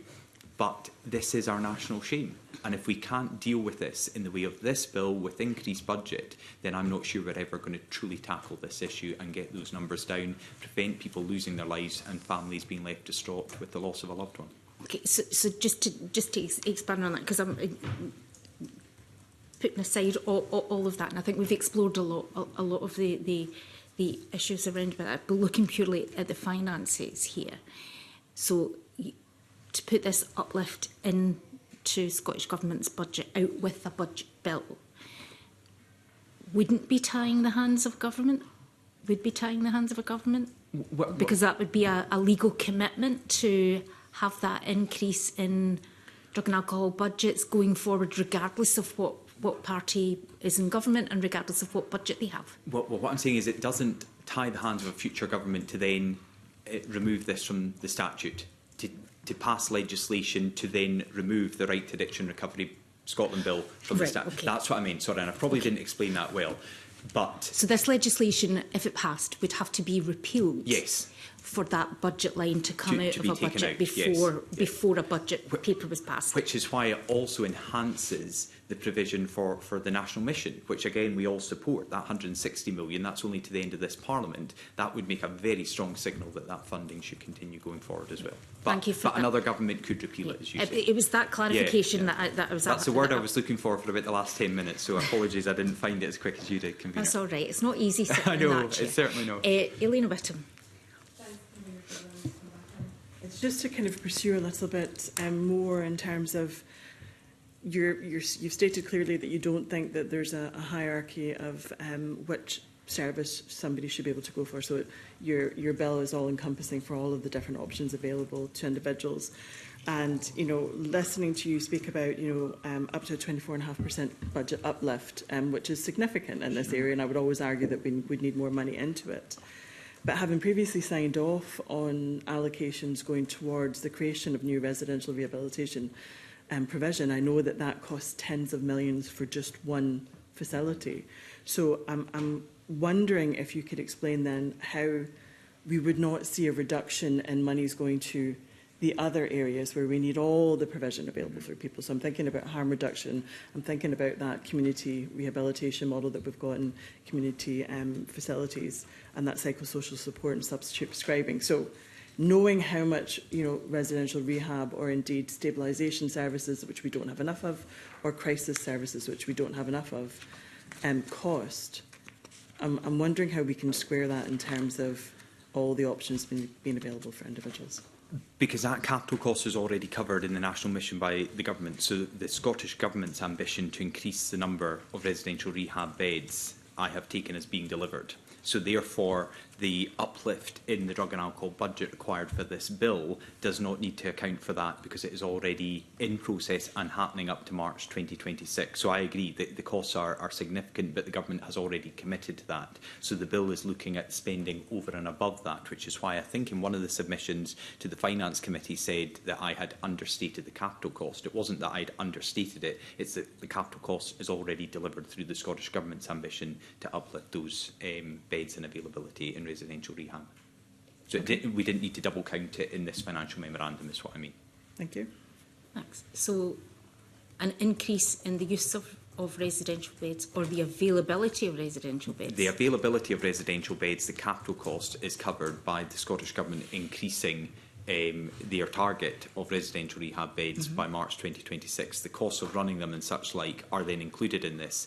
Now, the difficulty in trying to find a figure for that is the length of time someone can stay in residential rehab. We've had some people that stay a matter of days and weeks. There was one example, I think 156 weeks was the longest time someone had spent. So it's very difficult to pin down a precise cost, to go back to Ms Witham's point. But the capital element of it has not been understated. It's actually just in a different element of the budget, so it wasn't required in the financial memorandum for the bill.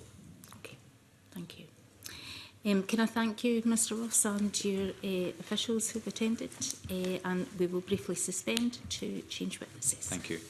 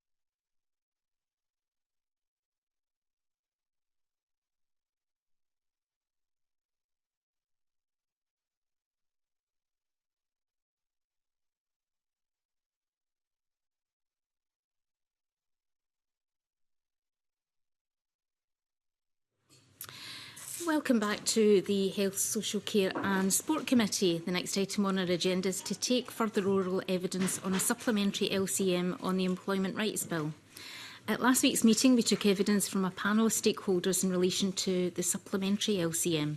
And this morning we'll continue our scrutiny by taking evidence from the Minister for Social Care, Mental Wellbeing and Sport and supporting officials.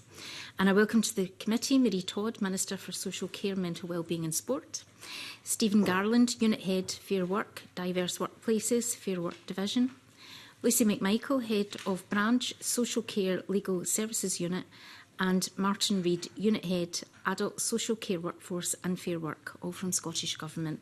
And we are going to move straight to questions, and David Torrance. Thank you, Convener. Good morning to everyone. Minister, can you outline the work of the Fair Work and Social Care Group in recent months? So there's a great deal of ongoing work on fair work in the social care sector. We've overseen a significant increase in investment in social care, and specific work streams of activity are well underway to progress actions to improve fair work within the adult social care sector. The work streams are being taken forward in partnership with key stakeholders through that Fair Work and Social Care Group.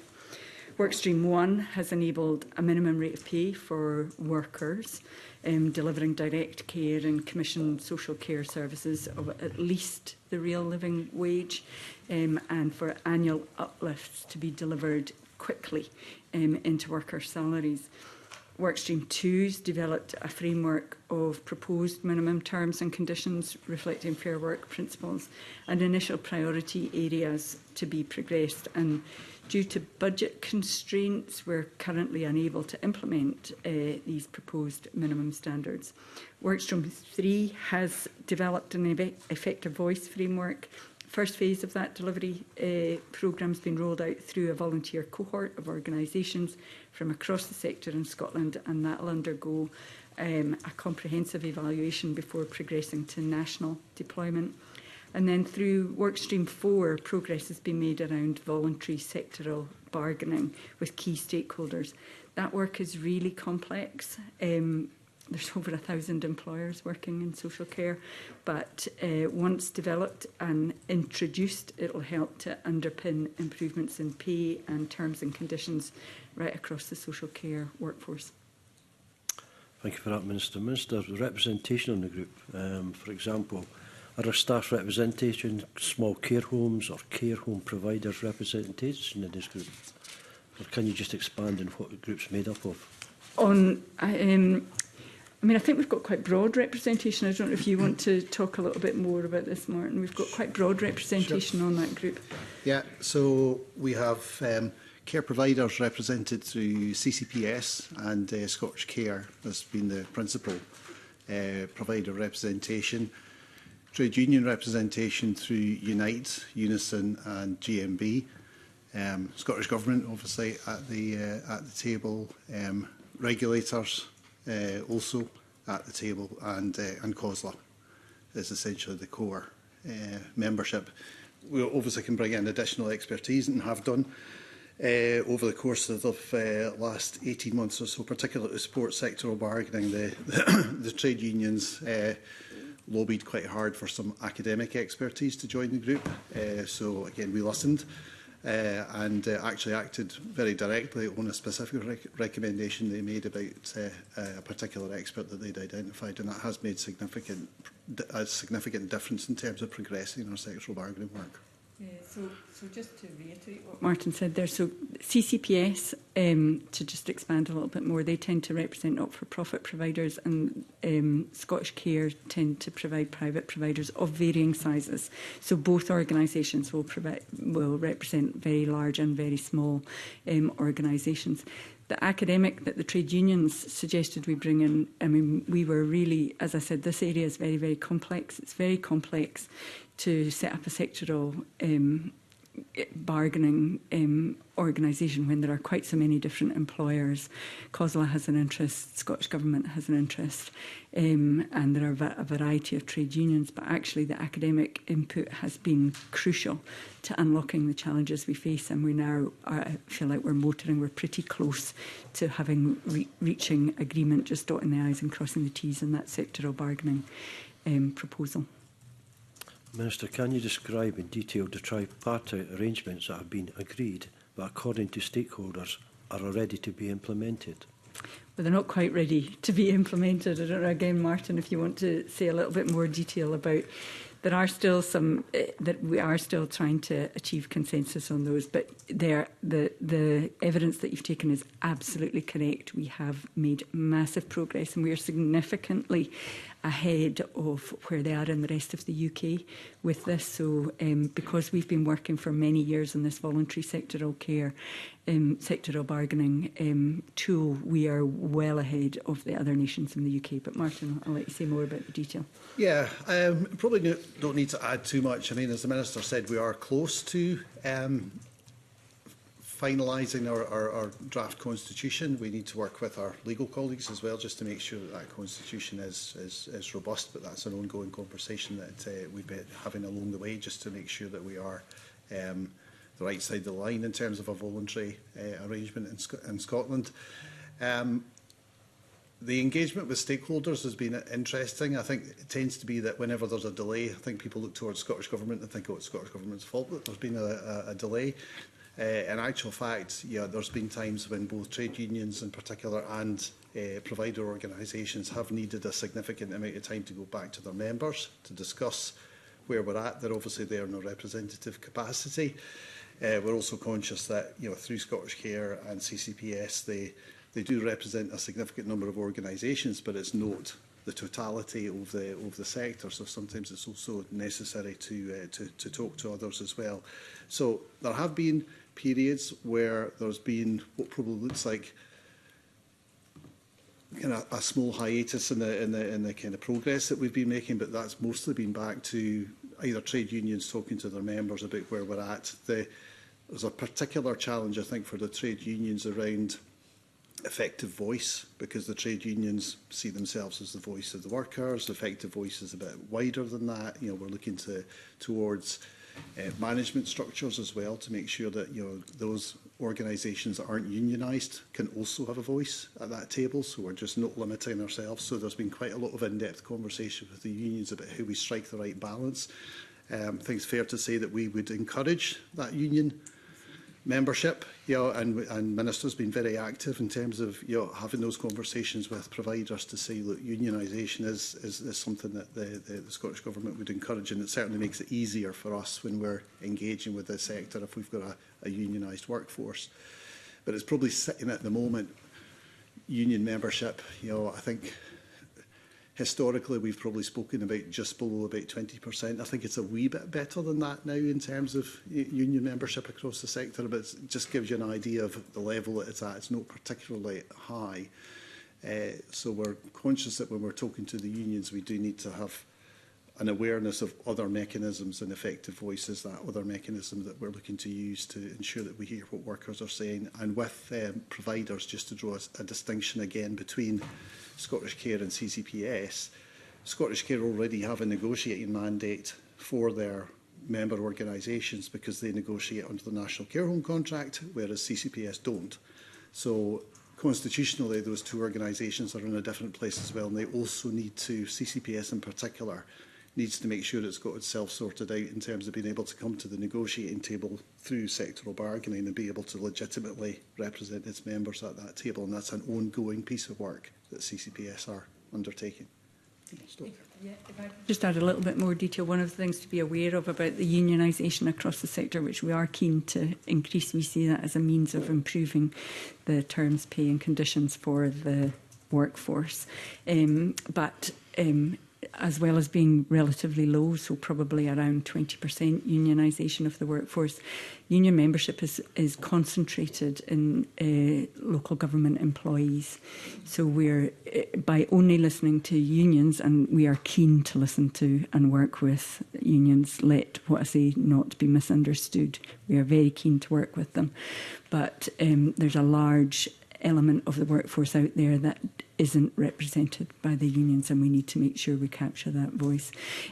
I guess one of the other things that has disrupted progress in the last few months in a good way is the issue that I'm here to talk about today, which is the Employment Rights Bill, which we've had to take time to examine. So, of course, we've been working on this voluntary arrangement within Scotland with the Employment Rights Bill coming in through the UK Parliament, because largely all of that is reserved.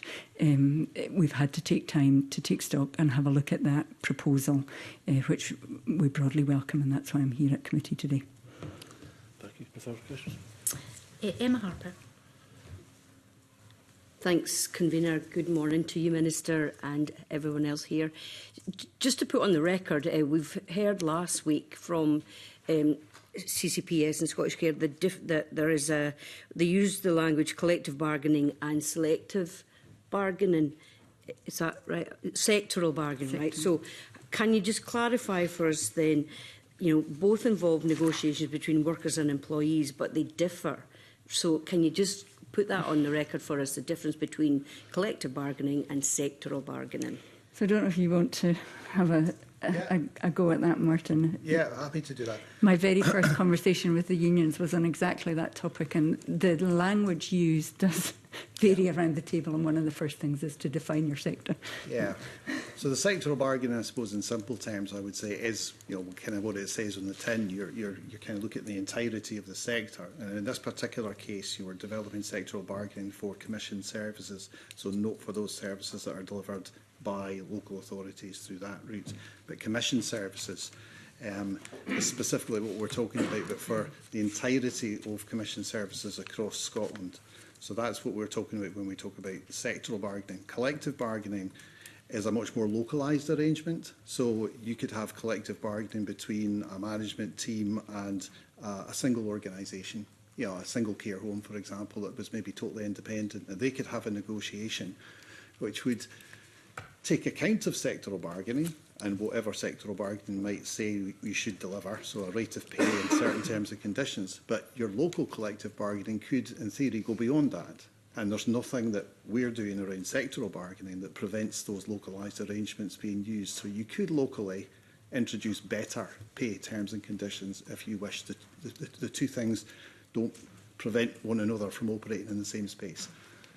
And the reason for focusing on the commission services is because there are already arrangements in place for local authority employers. So there's a sectoral bargaining arrangement in place which covers local government staff in the totality, which includes those staff that are delivering social care services that are directly employed by local government.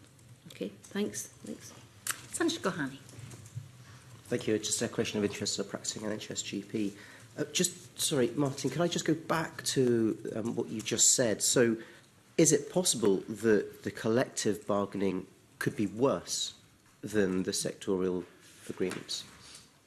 So, sectoral bargaining, as we're discussing it now, has to be a voluntary arrangement. But in order to deliver commission services as part of that deal, through the contracts, you would have to meet those minimum standards. So you couldn't drop below those sectoral bargaining standards to deliver commission services and access those contracts. So I suppose the simple answer is no. You couldn't do that. And collective bargaining allows you to go further if you wish. Okay, thank you. Minister, just going back to the WFISC group, is there any reason that minutes haven't been produced? For the WFISC. I don't know that minutes weren't produced. For the Fair Work and Social Care Group. Yeah. Well, actually, there are minutes produced. We should make a distinction here. The Fair Work and Social Care Group is, if you like, the more strategic representation of the 4 work streams that we have. So pay, terms and conditions, effective voice and sectoral bargaining are 4 distinct work streams that drop out of the Fair Work and Social Care group. So they're representative members that come from the Fair Work and Social Care group to discuss those 4 work streams. So the Fair Work and those meetings are all minuted. So the detail of those meetings is available for anybody that wants to see them. The Fair Work and Social Care group meets far less frequently. Actually, I think originally it was envisaged that it might meet on a maybe 2 or 3 times a year. In reality, it hasn't met for quite some time, but that's because the focus has been around the work streams. It's not been necessary to convene that group, although the Minister did engage directly with Andy Kerr, who's the chair of the Fair Work and Social Care group, when the Employment Rights Bill was published, to ask for the group's feedback, and Andy engaged with the group in its totality to ask for feedback from the group in terms of a response to what was in the Employment Rights Bill, and then Andy wrote to the Minister directly in response to that. So it's absolutely accessible, but it hasn't met for quite some time in that format. Okay, thank you. Minister, in Workstream 2 about minimum terms and conditions, you spoke about cost and being able to afford things. Now, in last week's evidence session, we saw that local authorities pay themselves almost 3 times as much as they pay independent care homes. There's been a significant national insurance price hike. And so if you were to have a huge uplift or a significant uplift, the evidence we took last week says that that's totally unaffordable in the sector without significant money going in. So is this something the Scottish Government is looking at, putting significantly larger sums of money in, or is there a way that you can foresee that we'd be able to give people more money and still have a care home sector that's working? Mm-hmm. So I think our track record of delivering at least the real living wage to employ people employed in social care over the years has been strong, and the reason that is possible to deliver is because we put extra money in to deliver it. So I think that policy costs between 900 million and a billion now, in investing sufficient funding to ensure that everyone is paid at least the real living wage. If we were to bring in something on terms and conditions, the priorities that the workforce tell us is that they would like maternity and paternity pay as well as sickness pay. And yes, we would have to invest extra money in order to ensure that that was delivered into the system. Okay. And my final question around terms and conditions is about whistleblowing. It is an issue throughout the health service. People who whistleblow lose their jobs. They're ostracised. Even though there is existing legislation, I absolutely accept there is, but that doesn't translate to the reality on the ground. The number of people who have come to me to talk about this. And so within social care, whilst, yes, whistleblowing does have legislation, is there a way, or is there something that you're looking at to ensure the safety of people who want to say what's going on is unacceptable? I think largely people can raise issues with the care inspectorate, can't they? And there are protections in place for, those discussions would be confidential, that they don't, it doesn't have to be in the public domain who is raising concerns. But I'm not. Yeah, I think also that the work on effective voice is intended to address these kind of issues, not to take the place of legislation, but to perhaps make it more accessible, to ensure that people know how to raise concerns. So these kind of issues are exactly the kind of things that we will signpost people towards through the effective voice framework. So that's been piloted at the moment. As I say, not to take the place of existing mechanisms for people to do that, but to maybe make it more visible to people, more accessible to people, so that they know where they can raise concerns. I would say through the Fair Work and Social Care group as well, there is a mechanism there, probably less formal, where we have troubleshooting mechanisms for pay, for example, where if people have concerns about their pay uplift has not come through in sufficient time, then that can be alerted back to the Fair Work and Social Care Group as well, through a troubleshooting mechanism that we've introduced there. And we are looking at the effective voice framework as, what else could we do in similar terms where you could, introduce a mechanism where it feels safe, a safe space for people to raise concerns. Yeah, that troubleshooting mechanism was introduced because there were significant delays between us putting the money into the system for the uplift to the real living wage and people actually receiving the real living wage, and that mechanism appears to have largely sorted that. Thank you. Elena Whittam. Thanks, Sabina, and good morning. Last week, there was a sense of urgency expressed by the panel when it comes to devising a sectoral negotiating body, but the perspectives were slightly different. So we had a union representative who was quite relaxed and supportive of the LCM, stating that in his view it would not threaten the progress made by the Fair Work and Social Care Group. Other panel members felt that it had already created a delay and that was refocusing on the LCM would further delay implementation in a sector that is in urgent need of a means to ensure parity across the sector. So given that, there does appear to be this, not a total agreement on the way forward for sectoral bargaining and social care, is it right that that the government perhaps would consider further consultation on this issue? So I don't think we're planning further consultation, but we definitely need to reflect on whether so once the legislation is passed in the UK Parliament, we need to stop and pause and think, are we going to pursue the statutory underpinned process, or are we going to continue with our voluntary process as envisaged? When we consulted with the Fair Work group, they clearly that work was specifically brought in for Scotland, and they like the work so far. So I think we'll need to pause and reflect. I don't think we need to consult too much more, and we already have the mechanisms to ensure that we hear from the sector in place. I mean, I guess the UK Employment Right Bill, as it's amended at the moment, include provisions to establish a social care negotiating body, but we don't have to do it, so we can choose not to implement the bill, this bit of the legislation in Scotland. But we may find it's more effective. Okay, now I'm just wondering, does the Minister recognise the concern that some of the panel members had last week about what they perceive to be the delays that are already existing in terms of implementing what's been agreed?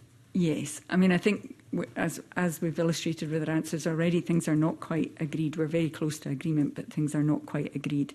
I absolutely understand the frustration of people working in the sector that their terms and conditions and pay are not improving fast enough. And that, I think, is the concern that was being outlined to you last week. I agree. I'd like to go further and faster. There are a number of limits in place. One, it's a complex landscape. As I say, I think we have now just about managed to work out a mechanism that can help us to navigate that complex landscape. The other challenge will be finding the money, but we're keen to do that. Thank you. We're committed and we have a track record. Thanks. Emma Harper. Thanks, Convener. Just on the issue of having a sectoral negotiation body, I mean, in our briefing papers it says that the employee bill, the rights bill, is in the House of Lords at the moment. So this is mostly reserved. Employee law. It would be better if actually employee law was devolved to Scotland completely. Then we could actually have more control over what we do with employees in our own areas across the whole of Scotland. So if this legislative consent motion is agreed to, what will be the next immediate steps in establishing a sector-wide negotiating body? So you're absolutely correct that the employment law is largely reserved. It is reserved. So that's why this legislation is required to devolve some power to ministers to make some changes in this area. We saw this piece of legislation coming over the horizon and recognised the opportunity to underpin much of the work that we've already done in Scotland on sectoral bargaining by seeking to have the scope of that bill extended into Scotland. So initially when it was introduced, it was intended just to be England only. Ourselves and Wales in particular are pretty keen to see it extended to here. It gives us the option to regulate for negotiated fair pay agreements for the sector as an alternative to that voluntary process. And we think that will be useful. On your point about the reserved nature of employment law, you know, ourselves and much of Civic Scotland, trade unions are all keen to see employment law devolved. There is still, within this mechanism, still an issue that, you know, UK ministers, despite it being a devolved area, UK ministers have to consent. And I think, you know, we would have preferred if that wasn't there. It's fair to say we at the moment, relations are very positive with the UK government, but there have been times in the recent past when we've had very, very different views on how we should proceed, and having to ask them for permission to implement this fair work would not have been my choice. It's good to hear that relationships are better at the moment. That makes, I'm sure, negotiations with our UK government partners easier. I had another question about if the Scottish Government proceeds with establishing a national negotiating bodies, how would you ensure that the same mistakes that have been highlighted in the Strathesc Resolutions report on collective bargaining in the college sector aren't repeated? So I don't know, Martin, if you want to consider this. Yeah, I mean, I've got to be honest, I'm not particularly familiar with the report, but what I can say is that we are working actually very closely with UK government colleagues on how we move forward with the implementation of the negotiating body here. As the Minister said, we have done quite a lot of work on developing a model which is based on voluntary participation in sectoral bargaining. The UK government are in a different position in as much as, if you like, that the Employment Rights Bill is their first goal at doing this, and they're seeking to move very quickly to a statutory route, which is not a mechanism that's been available to us and has allowed them to almost kind of move quite rapidly to this stage. So we are in regular consultation and conversation with UK government at the moment in terms of the steps that need to be taken to set up the negotiating bodies, things like the membership, the voting rights, the participation of the sector and of people with lived experience, for example, in terms of what's heard around that table. So I would say what we're doing at the moment is we're working jointly with UK government and with Welsh colleagues in terms of understanding what the structure of the negotiating body would do. I would absolutely agree with your point that if there's lessons to be learned from other work that's happened, that we've already offered to UK government colleagues that we will feed in anything we can in order to avoid any missteps along the way or any learning that could be picked up along the way. And I'm quite happy to take that point away from today and look a wee bit further into the report and to feed that into to UK government colleagues. But I think, we're at early stages of that process, and I think as we consider which, or ministers consider which option they want to move with in terms of a voluntary approach, a statutory approach, or maybe a transition from one to the other over a period of time, it will be important that we pick up any learning that we can along the way. So happy to make that commitment to have a look.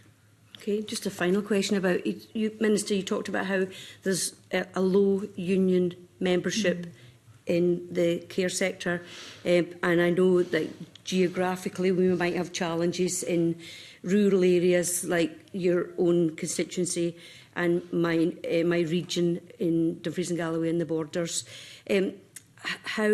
how would you address the challenges of the different areas across Scotland to look at how we support engaging and joining a union, but also where some of the providers are not very sympathetic to that?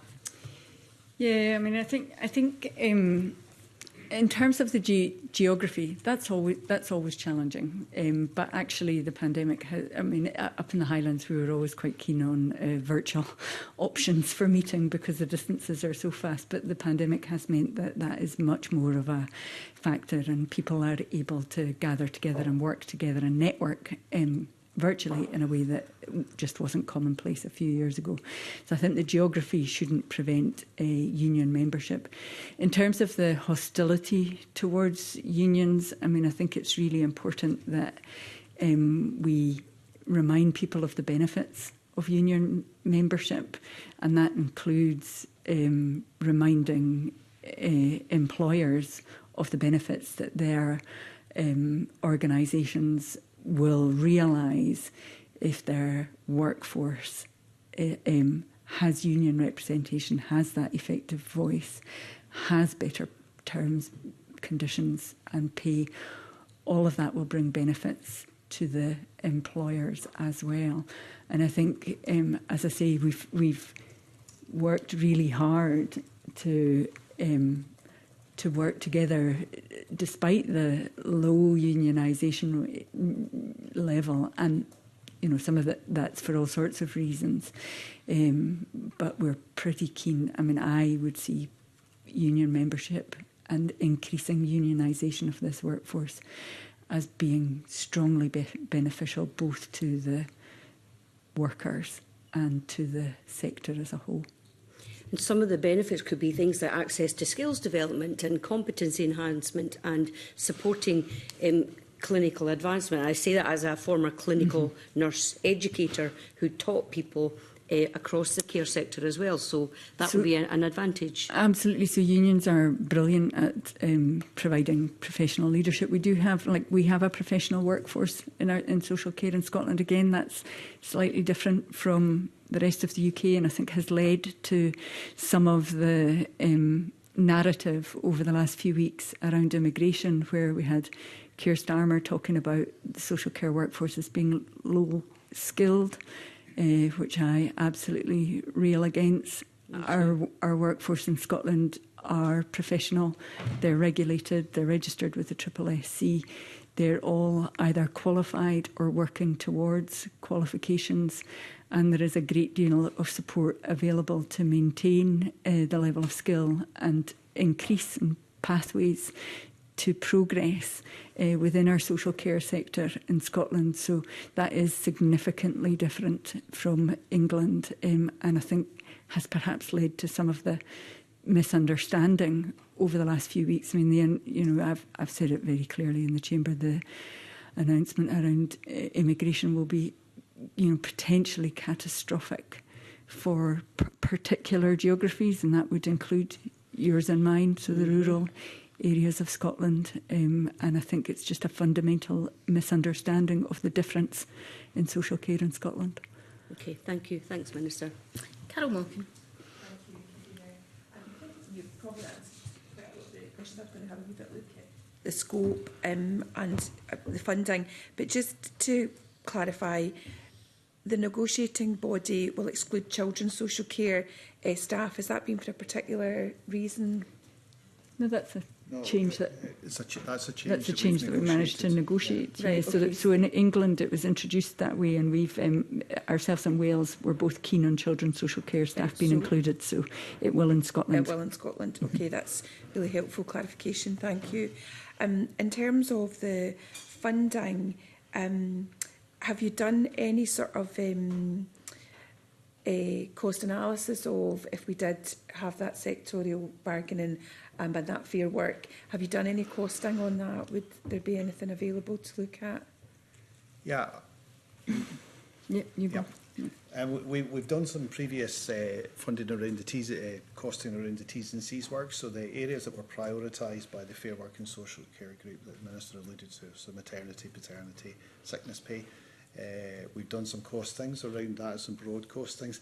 Sickness pay is harder to do because it's quite a variable thing, so it's more a range that we've arrived at in terms of estimated costs for delivery of that. Equally on pay, we know the approximate costs of, say, increasing wages by 10 pence an hour. We know roughly what that would cost. So, we have, again, kind of ballpark figures for that. For example, this year, the Scottish Government put £125 million towards increasing pay by 60 pence an hour. So you can probably roughly do the arithmetic from there in terms of what it costs. So, yeah, we do have some indicative costs for the introduction of these policies. Is that publicly available, or is it stuff it's you not, have It's to not use something that we've made publicly available, but I'm trying to think of any reason why. I think we could probably furnish you with some costs. I mean, I think I've spoken before about the ongoing cost, for example, of the ENIX increase, which we think will cost social care in Scotland around between 84 and potentially up to 100 million per year, every year from now on. So we are regularly trying to update people and help them to understand some of these figures are just enormous. So, we'll try and put in some costs, gather them together and provide them to the committee. Yeah, that's great. I mean, just on the last point, which you have gone over, but just, your options appraisal around the models with, the UK bill coming in, do you veer towards this sort of model where it's voluntary rather than... So I think Scottish Government really welcome the introduction of this Employment Rights Bill, particularly this part that we're discussing today. I'm very, very positive about it. I think it's a real step forward. What we need to do is spend some time working with the sector and just bottoming out exactly what people in Scotland would prefer, whether they would prefer it to be the voluntary arrangement or the one with statutory underpinning. But I think I'm absolutely delighted that we have the option of both, and that's what this LCM gives us. It doesn't mean we have to introduce one option over the other. And I think the sense that we've done a great deal of work towards the voluntary arrangement is, and we have. And as I said, we're nearly there. So I don't want to lose the progress on that, but do I want to have the option of both? Absolutely. And that's why I'm recommending approval. Okay, that's helpful. Thank you. Thank you. Minister, can I thank you and your officials for your attendance today. Committee's apologies for keeping you waiting as our previous session ran over slightly. At next week's meeting, we will take oral evidence from stakeholders, including the Chief Medical Officer for Scotland, on the subject of pandemic preparedness before undertaking periodic scrutiny of the work of the Mental Welfare Commission for Scotland. And that concludes the public part of our meeting today.